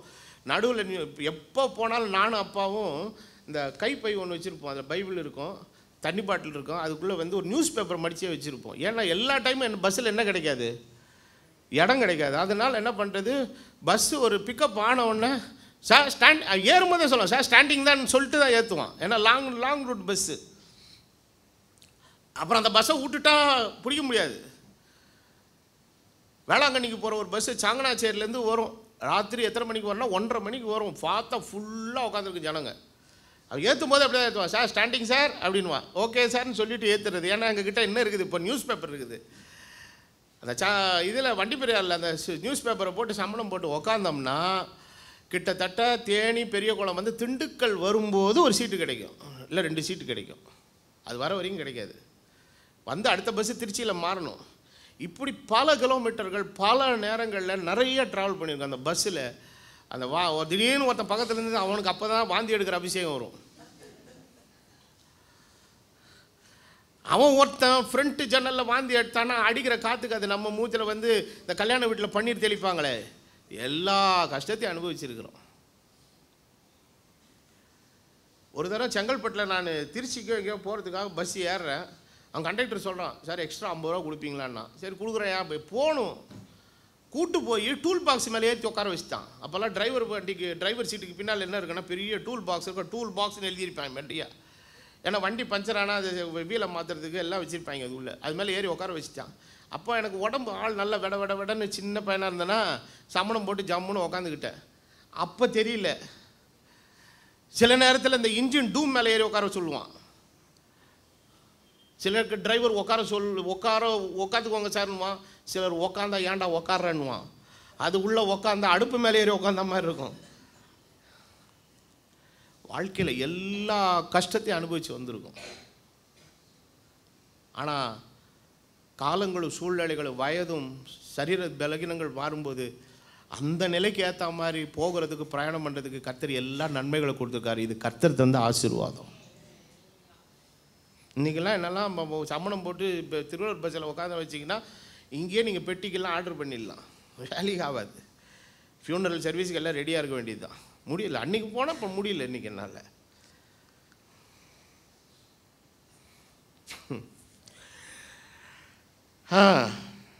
இப்போ ஆண்டவர் என்ன சொல்றாரு? தன் பிதாக்களுடைய வம்சத் தலைவர்களுக்கு எண்ணப்பட்டவர்கள் விசாரிப்புக்கு வைக்கப்பட்ட கோத்திர பிதாக்களாக இஸ்ரவேல் புத்திரர் காணிக்கைகளை என்ன பண்ணினார்கள்? இதை யார் செலுத்தினார்? பிரபுக்கள் செலுத்தினார்கள். அவர்கள் தங்கள் காணிக்கையாக 6 கூண்டு வண்டில்களையும், என்ன வண்டில்? கூண்டு போட்ட வண்டில், கவர்டு, குட்டியான கிடையாது, ஓப்பன் கிடையாது, க்ளோஸ்டு குட்டியான, இதெல்லாம் 12 மாடுகளையும் கொடுக்கணும். இப்போ எப்படி கொடுக்கணும்னா 2 பிரபு ஒரு வண்டி கொடுக்கணும். மொத்தம் 12 பிரபு இருக்கான். 2 பிரபு ஒரு வண்டி கொடுக்கணும். ஒவ்வொரு பிரபு ஒரு மாடு கொடுக்கணும். இது பெரிய வேலையாது. ஆனால் அந்த காலத்துக்கு அது கொஞ்சம் பெரிய வேலை தான். எப்படி ரெடி பண்ணாங்கன்னு தெரியாது, ரெடி பண்ணி கொண்டாந்து கொடுத்தாங்க. ஆண்டவர் எண்ணாகமம் 7:5 சொல்லுகிறார், நீங்கள் அவர்களிடத்தில் ஆசரிப்பு கூடாரத்தின் ஊழியத்திற்காக, எல்லாரும் சொல்லுங்க, ஊழியத்திற்காக, நீங்கள் அவர்களிடத்தில் ஆசரிப்பு கூடாரத்தின் ஊழியத்திற்காக அவைகளை வாங்கி லேவியருக்கு அவரவர் வேலைக்கு தக்கதாக, எல்லாரும் திருப்பி சொல்லுங்க, சத்தமா சொல்லுங்க. இப்ப எல்லாருக்கும் ஆண்டவர் எல்லாத்தையும் கொடுக்கல. அவனுக்கு கர்த்தர் என்ன மாதிரி வேலையினுடைய உத்தரவாதத்தை கொடுத்திருக்கிறார், அதை செய்கிறதற்கான சூழ்நிலை, வாய்ப்புகள், வசதிகள் எல்லாவற்றையும் கொடுத்து. இதில் பொறாமப்படுறதுக்கு ஒன்றுமே கிடையாது. சிலர் ஆசைக்குனாலும் வாங்கி வச்சுட்டு அனுபவிக்க தெரியாமல் இருப்பேன் சில பேர், தெரியுமா? ஆமாம், ஏம்மா உனக்கு இந்த ஃபோன் போதுமா, உனக்கு இன்னும் அதை பண்ண தெரியாதுமா, ஒரு சிவப்பு பட்டன் இது அமுக்குனா பேசலாம், இது அமுக்குனா கட் ஆகிடுமான்னா, நீ பெருசாக வச்சுக்கிற பாரு தோசைக்கல் மாதிரி, அதான் வேணும்மா, சரி வாங்கி கொடுத்துருவோம். அது என்ன பண்ணுன்னே தெரியாது அதுக்கு. சில பேர் இப்படி போயிட ஆசையில் அவங்க அதை பண்ணுறாங்க, இவங்க எதை பண்ணுறாங்க. நான் ஒவ்வொரு நாள் ஆண்டு தெரிஞ்சு, அதான் வேதவசனம் தெளிவாக சொல்லு, உனக்கு இன்னது தேவை என்று அறிந்த பரமபிதா. அப்போது ஊழியக்காரனுக்கு என்னென்ன வேலையை கர்த்தர் கொடு, ஒவ்வொரு ஊழியக்காரனுடைய வேலைகளில் வித்தியாசம் உண்டு, ஊழியத்தின் அளவுகளில் வித்தியாசம் உண்டு. அப்போ நான் ஒரு வருஷத்தில் எத்தனை 1000 கிலோமீட்டர்கள் நான் பயணம் பண்ணுறேன். அப்போ அந்த வேலையை செய்கிறதற்குரிய காரியத்தை கர்த்தர் என்ன செஞ்சிருக்கிறாரு, கொடுத்திருக்கிறார். அப்போ ஊழியத்தை ஆண்டவர் பலு ஆக்க ஆக்க அதுக்கு வேண்டிய எல்லா ஆதரவுகளையும் கர்த்தர் என்ன செய்வாருங்க, வேதவசனம் அழகாய் சொல்கிறதா, அவரவர் வேலைக்கு தக்கதாக. இப்போ அடுத்து சொல்றாரு, இதில் கெர்சோம் மெராரி என்கிற 2 குடும்பத்தினருக்கு, இந்த கெர்சோமுக்கு 2 வண்டி 4 மாடு, மெராரிக்கு கெர்சோமுக்கு 2 வண்டி 4 மாடு, மெராரிக்கு 4 வண்டி 8 மாடு. ஏன் ஆண்டவர் எனக்கு 8 மாடு, எனக்கு ஏன் ஆண்டவர் 4 மாடுலாம் நம்ம என்ன செய்யக்கூடாது, கேள்வி கேட்கக்கூடாது. ஆனால் கோகாத்தை பற்றி வேதத்தில் வாசிக்கும் போது கர்த்தர் அவனுக்கு ஒன்றையும் கொடுக்கவில்லை. ஏன்னா அவன் வேலை என்னன்னா, உடன்படிக்கை பெட்டி எதில் சுமக்கணும், தோளில் சுமக்கணும். அப்போது வண்டி தேவைப்பட்டவனுக்கு வண்டியை கொடுக்குறாரு, மாடு தேவைப்பட்டவனுக்கு மாட்டை கொடுக்குறாரு. யார் யாருக்கு என்னென்ன வேண்டுமோ ஆண்டவர் அதை கொடுக்கிறார். காரணம், தமது ஊழியத்தை செய்யும்படி அழைத்தவர்கள் அந்த ஊழியத்தை செய்வதற்கு வேண்டிய எல்லா காரியங்களையும் கர்த்தர் கொடுக்கிறார். அதனால் ஊழியம் விரிவாக விரிவாக என்ன வேணுமோ தானாக என்ன செய்யுங்க வந்துடும். நான் இப்போ சொல்கிறேன், அந்த ஸ்க்ரீன் போட்ட கதையெல்லாம் நான் பேசுகிறேன். இப்போ இந்த மாதிரி கதை அடித்த ஆட்கள் வீட்டில் எல்லாமே இருக்குது. ஸ்க்ரீனும் இருக்குது, மிக்சியும் இருக்குது, கிரைண்டரும் இருக்குது, காரும் இருக்குது, எல்லா கழுதை குதிரை மொத்தம் இருக்குது. இப்போ நம்ம திருப்பி கேட்க முடியுமா?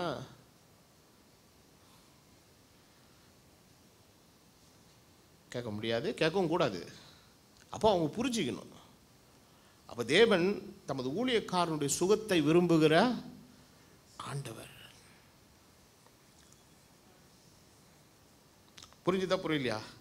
அப்போ முதல்ல ஆண்டவர் வேலைக்கானதை கொடுக்கிறார். இரண்டாவது,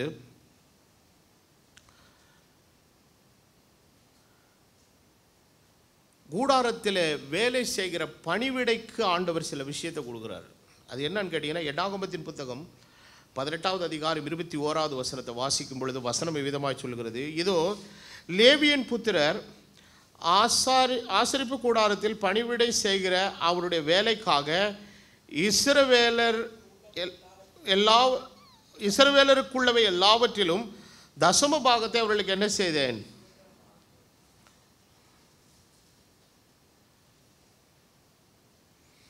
இந்த வசனத்தை இங்கிலீஷ் பைபிள் ரொம்ப கிறிஸ்பாக எழுதியிருக்குது, ரொம்ப கிளியராக எழுதியிருக்கு. எப்படி எழுதியிருக்குன்னா, for their service which they serve even the service of the tabernacle of the காங்கிரிகேஷனுங்கிறாரு. அதாவது ஆண்டவர் இந்த தசமபாகம் என்கிற பாகத்தை கொண்டு வந்து கொடுக்குறது எதுக்காகனா, ஆசரிப்பு கூடாரத்தின் வேலையை செய்கிறதற்கும் செய்கிறவனுக்கு சில சகாயங்கள் உண்டாகிறதுக்கு. அந்த வசனத்தை அப்படி தான் நம்ம டிரான்ஸ்லேட் பண்ணோம். இந்த வசனத்தை சரியாக நிறைய பேர் அண்டர்ஸ்டாண்ட் பண்ணிக்காமல் என்ன பண்ணுறதுன்னா, காணிக்கை தசமபாகத்தை என்ன பண்ணிடுறது, ஒரே ஆள் தூடோ அப்படி செய்யக்கூடாது. கர்த்தர் படைக்கிற எல்லாவற்றை அதனுடைய பண்டகசாலையில் வைக்கணும். அதிலே தேவன் ஒரு பங்கை வைத்திருக்கிறார். எல்லாரும் சொல்லுங்க, எல்லாரும் என்ன சொல்லுங்க, நல்ல சத்தமாக சொல்லுங்க. என்னை பற்றி தாங்க நான் பேசுகிறேன், நீங்கள் ஏன் பயப்படுறீங்க? உனக்கு ஒரு பங்கை வைத்திருக்கிறேன், விரல நீட்டி சொல்லுங்க. அப்போது லேவி புத்திரர் ஆசரிப்பு கூடாரத்தில் பணிவிடை செய்கிற அவருடைய வேலைக்காக இஸ்ரவேலருடைய எல்லாவற்றிலும் என்னத்தை கொடுத்தார்கள்? தசம பாகத்தை அவர்களுக்கு என்னவாக கொடுத்தேன்? சுதந்திரமாக கொடுத்தேன். அப்போ அந்த சுதந்திரத்தை தேவன் அந்த வேலையை செய்கிறதற்கும் வைத்திருக்கிறார். அதை அவர்களுடைய பயன்பாட்டுக்கும் தேவன் என்ன செய்கிறாருங்க? ஒரு பகுதியை கொடுக்கிறார். லேவியர் மாத்திரம் ஆசரிப்பு கூடாரத்துக்கு அடுத்த வேலையை செய்ய வேண்டும். அவர்கள் தங்கள் அக்கிரமத்தை என்ன செய்வார்கள்? சுமப்பார்கள். இஸ்ரவேல் புத்திரர் நடுவிலே அவர்களுக்கு சுதந்திரம் இல்லை என்பது உங்களுக்கு தலைமுறை தலைமுறையாக என்னவா இருக்குங்க? நித்திய கட்டளையாக இருக்கும். அப்போது ஆண்டவர் இந்த தசமமாக கொடுக்குற சிஸ்டத்தை எப்படி வச்சார்னா, இஸ்ரவேலிலே மொத்தம் 12 கோத்திரம். இந்த 12 கோத்திரத்தில் லேவி கோத்திரத்தை பார்த்து ஆண்டவர் என்ன சொல்லிட்டாரு? உனக்கு பங்கும் இல்லை, ஒன்றும் சுதந்திரமும் கிடையாது. ஆக மற்ற 11 கோத்திரங்களும் தங்கள் தசம பாகத்தை கொண்டு வந்து யார்கிட்ட கொடுக்குறாங்க? லேவி கோத்திரத்தில் உள்ளவர்கள் எல்லாரும் தங்கள் தசம பாகத்தை எடுத்துக்கொண்டு போய் பிரதான ஆசாரியனாகிய ஆரோன் இடத்துல கொடுக்குறார்கள். அந்த ஆரோன் அதிலிருந்து ஒரு பங்கை எடுத்து தன் தசம பாகத்தை எடுத்து கர்த்தருக்கு என்னவா படைக்கிறான்? ஸோ எல்லாருமே அதில் கொடுத்தாகணும். எல்லாருக்கும் கொடுக்க வேண்டிய பங்கை கர்த்தர் என்ன செய்திருக்கிறாங்க? வைத்திருக்கார். 11 கோத்திரம் லேவி கோத்திரத்துக்கு. லேவி கோத்திரம் எதற்கு கொடுத்தது? பிரதான ஆசன் யாருக்கு கொடுத்தாங்க? கர்த்தருக்கு கொடுத்தான். என்னாகமம் 18 போய் வீட்டில் உட்காந்து பொறுமையாக நீங்கள் படிங்க. இப்போ அது எல்லாத்தையும் படிக்க நமக்கு டைம் இல்லை. 30 என்னாகமம் 18, 30, 31 வசனங்களை வாசிங்க. நீ அவர்களோடு சொல்ல வேண்டியது என்னவென்றால், அதில் உச்சிதமாய் நீங்கள் ஏறெடுக்கும் படைக்கும்போது களத்திலும் வரத்திலும் ஆலையிலும் வரத்திலிருந்து எடுத்து செல்லுகிறது போல லேவியருக்கு எண்ணப்படும். இந்த தசமபாகத்தை பற்றி ஒரு பெரிய காரியத்தை அவர் பேசிட்டு அடுத்து என்ன எப்படி முடிக்கிறார்னா, அதை நீங்களும் உங்கள் குடும்பத்தாரும் எவ்விடத்திலும் புசிக்கலாம். நீங்கள் ஆசரிப்பு கூடாரத்திலே செய்யும் பணிவிடைக்கு ஈடான உங்கள் சம்பளம்.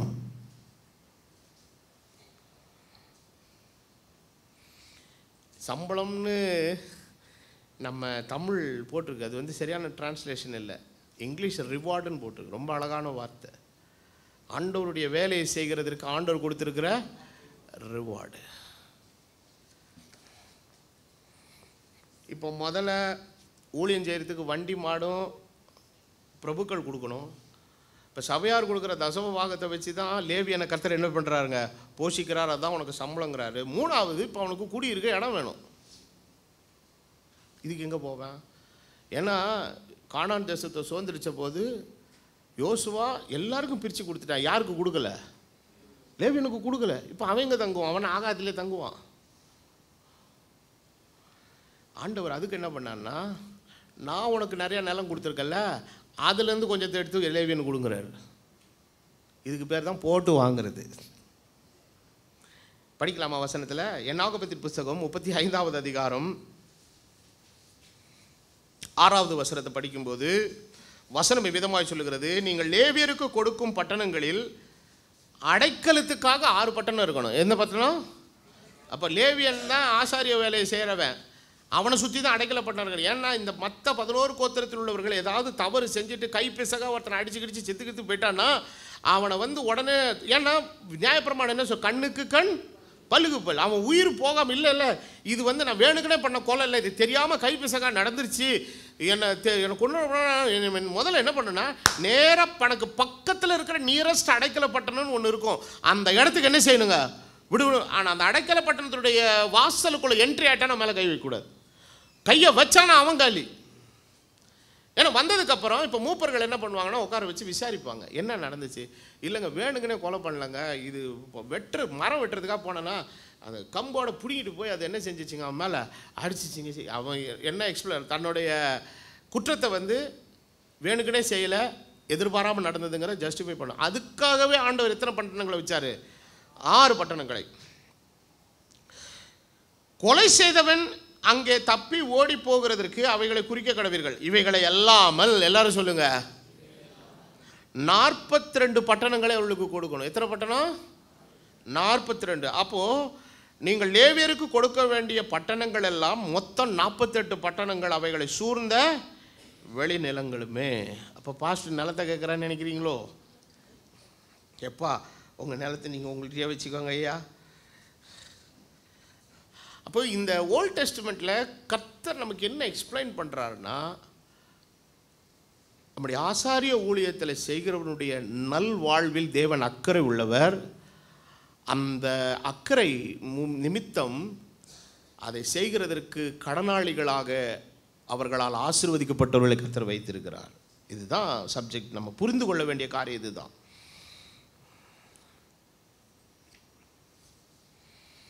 இஸ்ரவேல் புத்திரரிலே சுதந்திரத்திலிருந்து இந்த பட்டணங்களை பிரித்து கொடுக்கும்போது அதிகமானவரிடத்திலிருந்து அதிகமும் கொஞ்சமுள்ளவர்களிடத்திலிருந்து கொஞ்சமும் பிரித்து கொடுக்க வேண்டும்.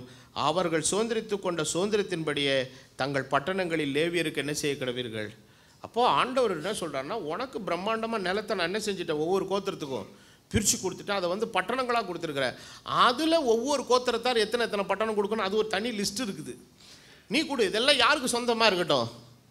அப்போது லேவியர்கள் என்ன பண்ணாங்கன்னா ஸ்கேட்டராக இருக்கிறாங்க, எல்லா இடத்துலையும் என்ன செய்கிறாங்க, இருக்கிறாங்க. அப்போது தேவன் அவர்களை அதை கொண்டு தான் என்ன செய்கிறாருங்க, ஆசீர்வதிக்க. அடுத்தது என்னாகமத்தின் புஸ்தகம் 7வது அதிகாரம் 11வது வசனத்திலிருந்து நீங்கள் படிக்கும்போது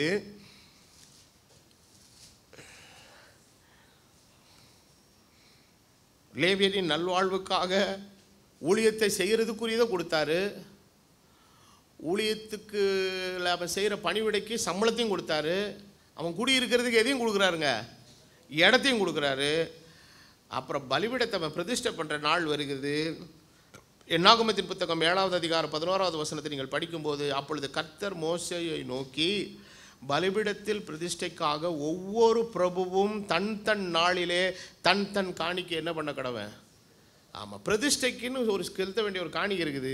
இந்த காணிக்கை என்ன பண்ண சொல்கிறாருன்னா, இதை யார் கொண்டு வரட்டும், பிரபுக்களை கொண்டு வரட்டும். அப்போது ஒவ்வொரு நாள், முதலாம் நாள் யூதா கோத்திரம் வருது, 2வது நாள் இசக்கார் வருது. இதெல்லாம் நீங்கள் தொடர்ந்து இந்த என்னாகமத்தின் புஸ்தகம் 7வது அதிகாரத்தில் வரிசையாக படிச்சுட்டு போனீங்கன்னா 11 நாளும் 11 கோத்திரம் என்ன செய்யுதுங்க, 12 கோத்திரத்தாரும் என்ன செய்கிறாங்க, வர்றாங்க. ஏன்னா இந்த லேவியர் போன இடத்துக்கு தான், இல்லாத இடத்துக்கு தான் ஆண்டவர் யாரை ரீப்ளேஸ் பண்ணார், யோசேப்புடைய 2 குமார்களாகிய எப்ராஹிம் மனாசே ஆண்டவர் என்ன செய்தாருங்க, வைத்தார். அப்போது லேவியர் வெளியே வந்தாலும் கூட கரெக்டாக 12 கோத்திரம் என்ன ஆயிடுச்சுங்க, ரீப்ளேஸ் ஆயிடுச்சு. ஸோ அதில் யோசேப்பினுடைய இடம் பெறலை. யோசேப்பினுடைய பிள்ளைகள் 2 பேருடைய இடம் என்ன செய்திருக்குதுங்க, அங்கே இடம் பெற்று. அப்போ அவர்கள் கோத்திரத்தாராகிய ஒவ்வொரு நாளிலேயும் அந்த பலிபீடத்துக்குரிய காரியங்களை அவங்க கொண்டு வந்து என்ன செய்கிறாங்க, கொடுக்குறாங்க. அந்த 12 நாட்களும் 12 காரியங்களை அவர்கள் கொண்டு வந்து தேவனுடைய சமூகத்திலே செலுத்துகிறார்கள். இதெல்லாம் நீங்கள் போய் உட்காந்து என்னாகமத்தின் 7 உட்காந்து நல்லா வீட்டில் டைம் இருக்கும்போது நீங்கள் படிங்க. ஆக பவுல் சொன்ன வார்த்தை, தேவன் மாடுகளுக்காகவா கவலைப்படுகிறார், இல்லை அவர் நமக்காக கவலைப்படுகிறார். அப்போ இந்த நாட்களிலே தேவனுடைய பரிசுத்தவான்களாக இருக்கிற நாம் கர்த்தருடைய கரத்தில், அப்போ நம்ம எதுக்காக ஆண்டவருடைய கரத்தில் கொடுக்குறோன்னா, அவருக்கு எதாவது காசு தேவைப்படுதுன்னு கொடுக்குறதில்ல. இதுதான் ஆமாம் ஆண்டவர் மேலே வைத்திருக்கிற நன்றி எறிதல். ஆமாம், இதெல்லாம் பிச்சு பிடிங்கி எடுக்கிற காரியம் கிடையாது. சமீபத்தில் ஒரு ஊழியக்காரர் சொன்ன ஒரு அதிர்ச்சியான தகவல், அவர் இருக்கிற ஊரில் ஒரு கோயில் இருக்குது, ஒரு சர்ச் இருக்குது. அந்த சர்ச்சுக்கு அந்த பாஸ்டர் சிசிடிவி கேமரா போட்டிருக்காரு. ஒரு வாரம் அவரால் வர முடியல. ஆனால் அவர் சிசிடிவி கேமராவுடைய ஃபுட்டேஜை எங்கே உட்காந்து பார்த்துட்டு இருக்கிறாரு, ஏதோ ஒரு ஊரில் பார்த்துருக்கிறார். பார்த்தது தப்பு இல்லை, யாராவது எப்படி நடக்குதுன்னு. அதில் ஒரு அம்மா வீட்டுக்கு போயிருக்கிறாரு. ஏன்னா அந்த கேஸ் அவர்கிட்ட வந்திருக்குது. பாஸ்டர் இனிமேல் நான் உங்கள் சர்ச்சுக்கு வரப்போகிறேன் அப்படின்னுச்சு. ஏம்மா என்ன காரணம், எனக்கும் பாஸ்டருக்கும் பிரச்சனை என்னன்னா, அவர் அந்த சிசிடிவி கேமரா ஃபுட்டேஜில் பார்த்துட்டு அந்த அம்மா காணிக்கை போட்டிக்கிட்ட வரலன்றதை பார்த்துட்டு நீ எப்படி காணிக்கை போடாமல் இருந்த அப்படின்னு சொல்லி அந்த காணிக்கையை வாங்குறதுக்கு வீட்டுக்கு வந்திருக்கிறார். இந்த மாதிரி ஆட்கள்லாம் இன்றைக்கி உலகத்தில் இருக்காங்க. இதுதான், இதுக்கு பேர் தான் என்னன்னா பிடுங்கி தின்ற கூட்டம். இது என்ன கூட்டம், இது பிடுங்கி தின்ற கூட்டம். ஆடுகளின் நலனில் ஒரு மேய்ப்பன் அக்கறை உள்ளவனாக இருந்தால் நிச்சயம் அந்த ஆடுகள் அவனை போஷிக்கும்.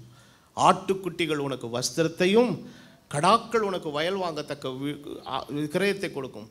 வெள்ளாட்டுப்பால் உன் ஆகாரத்துக்கும், உன் வேலைக்காரிகளின் பிழைப்புக்கும் அது எப்படி இருக்கும், நல்ல ராஜ வாழ்க்கை வாழலாங்கிறாரு.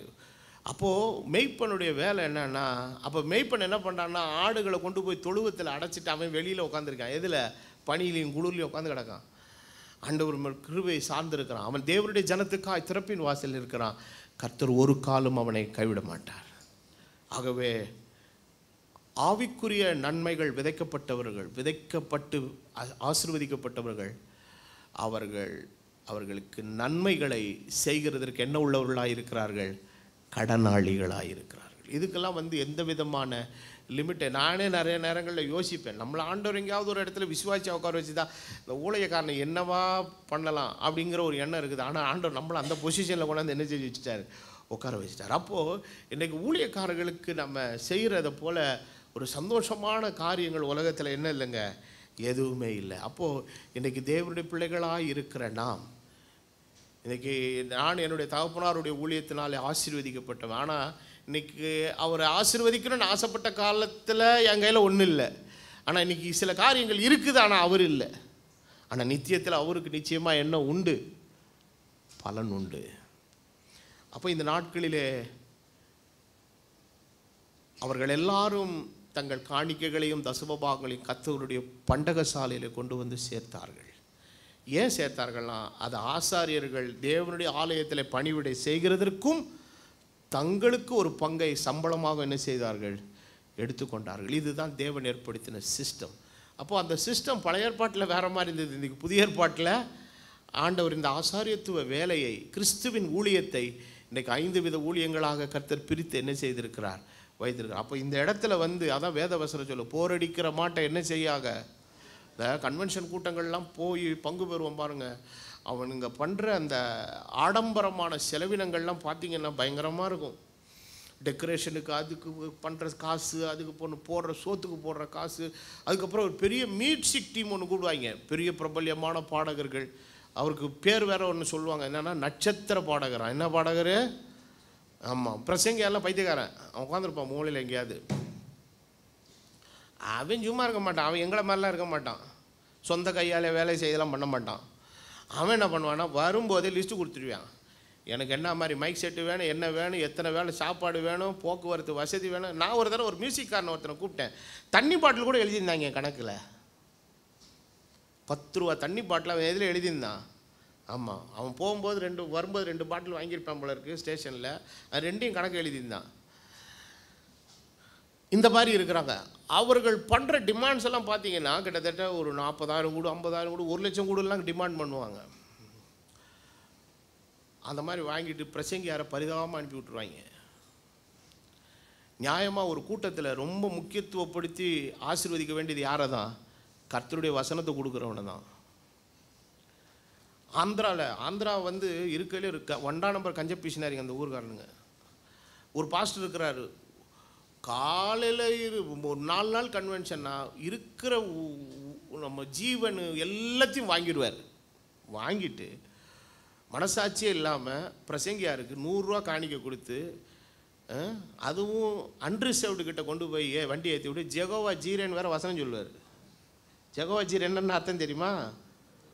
இப்போ உனக்கு சீட்டு இல்லை, கர்த்தர் சீட்டை தருவார், கர்த்தர் பார்த்து கொள்வார். ஆனால் அந்த கன்வென்ஷனில் போட்டிருக்கிற பிரம்மாண்டமான ஸ்டேஜ் அதெல்லாம் பார்த்தீங்கன்னா மலைப்பாக இருக்கும் நமக்கு. இப்போ இவங்க என்ன மாதிரி செய்கிறாங்க? பட் என்கிட்ட ஒரு ஊழியக்காரன் வந்தானா, always treat them very well. நீங்கள் மனுஷர் உங்களுக்கு எவைகளை செய்ய வேண்டும் என்று விரும்புகிறீர்களோ அவைகளை மற்றவர்களுக்கு செய்யுங்கள். நான் எல்லா இடத்துலையும் தங்கியிருக்கேன். ஆனால் கிடைக்காத இடத்துல ஜப வீட்டில் ஒரு பாயை விரித்து ஒரு மெத்தையை வச்சுக்கிட்டு தலையில் தலைவாணி வச்சும் படுத்து தூங்கிருங்க. எந்த நிலைமையிலும் மனரம்யமாக இருக்க கற்றுக்கொண்டேன். வாழ்ந்திருக்கவும் எனக்கு தெரியும், தாழ்ந்திருக்கவும் எனக்கு தெரியும். சிக்கன் தின்னவும் தெரியும், நீ வெறும் ரசம் சோறை கரைச்சி கொடுத்தனா குடிச்சிட்டு வரவும் தெரியும். இந்த ஜானியை லேசாக இடம் போட்டுறாதீங்க. ஆனால் இன்றைக்கி வயதும் நிமித்தமும் சரீரத்தில் இருக்கிற சில பலகீனங்களின் நிமித்தமும் சில விஷயங்களை எங்களால் வலுக்கட்டாயமாக என்ன பண்ண முடியல, செய்ய முடியல. இந்தியன் ரெஸ்ட் ரூமில் என்னால் போக முடியல, ஏன்னா முட்டி பிரச்சனையாக இருக்குது. அதனால் கொஞ்சம் வெஸ்டர்ன் டாய்லெட் இருக்கிற இடத்தமா தான் என்ன செய்யுது. சில கன்வென்ஷனுக்கெல்லாம் போயிட்டு சாப்பிடவே மாட்டேன், ஓடியாந்துருவேன் ரூமுக்கு. ஏன்னா வயிறு வேறு கடமுடா பண்ணிடுச்சுன்னு ரொம்ப கஷ்டம், அங்கே வசதி இருக்காது. ஆனால் அன்னைக்கு 22 வயசில் எங்கேனாலும் ஓடிடுவேன் முள்ளுக்காட்டுக்குள்ளே. ஆனால் அன்றைக்கி ஓடணும், இன்றைக்கி ஓட முடியல. காரணம், கர்த்தர் எல்லாவற்றையும் அறிந்திருக்கிற ஆண்டவர். அப்போ வேதவசனம் சொல்லுகிறபடி அவர் ஊழியக்காரனுடைய சுகத்தை விரும்புகிற ஆண்டவர். God never keeps his servant in luxury, but he always keeps in comfort. ஊழியக்காரனை கர்த்தர் ஒரு கால ஆடம்பரத்தில் வச்சிருக்க மாட்டார். கர்த்தர் அவனை சௌரியமாக வச்சிருப்பார். ஏன்னா கர்த்தருக்காக அவங்க வேலை செய்கிறதுனால. பாடுகள் வரும், கஷ்டங்கள் வரும். பவுல் சொல்கிறார், நான் நிர்வாணத்தில் இருந்தேன், குளிரில் இருந்தேன், கஷ்டத்தில் எல்லாமே சொல்கிறார். ஆனால் அது நிரந்தரம் கிடையாது, அதுவும் டெம்பரரி. அது அந்த சுச்சுவேஷன் அப்படி வருது. பசியிலாலும் சில நாளில் வரும். ஆனால் நான் நிறைவாக இருக்கிறேன்ற ஒரு இடத்துல வரும்போது அந்த ஒரு சூழ்நிலையை தான் கர்த்தர் நம்மளை அழைச்சிருக்கிறார். இந்த நிலைக்கு இயேசு கிறிஸ்துவின் ஊழியக்காரனுக்கான சுதந்திரத்திலே கர்த்தர் அவர்களுக்கென்று வைத்திருக்கிற பங்கிலே உங்களுக்கும் தேவன் ஒரு பொறுப்பையும் உத்தரவாதத்தையும் கடமையும் வைத்திருக்கிறார் என்பதை அறிந்து கர்த்தருக்கு உண்மையாயிருங்கள். கர்த்தருடைய நாமம் மகிமைப்படட்டும். இயேசுவின் ஊழியம் வளர்ச்சி அடையட்டும். தேவனுடைய ஊழியக்காரர்கள் ஆசீர்வதிக்கப்படட்டும். அதற்கான கிருபையை, பாக்கியத்தை கர்த்தர் உங்கள் எல்லாருக்கும் இந்த வார்த்தையின்படி தருவாராக என்று சொல்லி வசனத்தை நிறைவு பண்ணுறேன். நீ கொஞ்சம் நீளமாயிடுச்சு பிரசங்கம். நம்ம எல்லாரும் ஜெபம் பண்ணலாம்.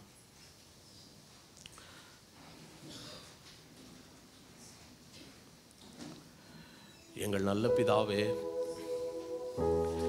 இந்த கால நேரத்தில் நீர் தந்த உடைய நல்ல வசனத்தின் ஆலோசனைக்காக ஸ்தோத்திரம்.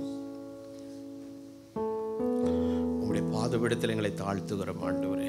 நீர் எங்களுக்கு எல்லாவற்றிலும் போதுமானவர், எல்லா காரியத்திலும் நீர் போதுமானவர். இந்த பகல் வேளையில் உம்முடைய சமூகத்தில் எங்களை தாழ்த்தி ஒப்பு கொடுக்கிறோம்.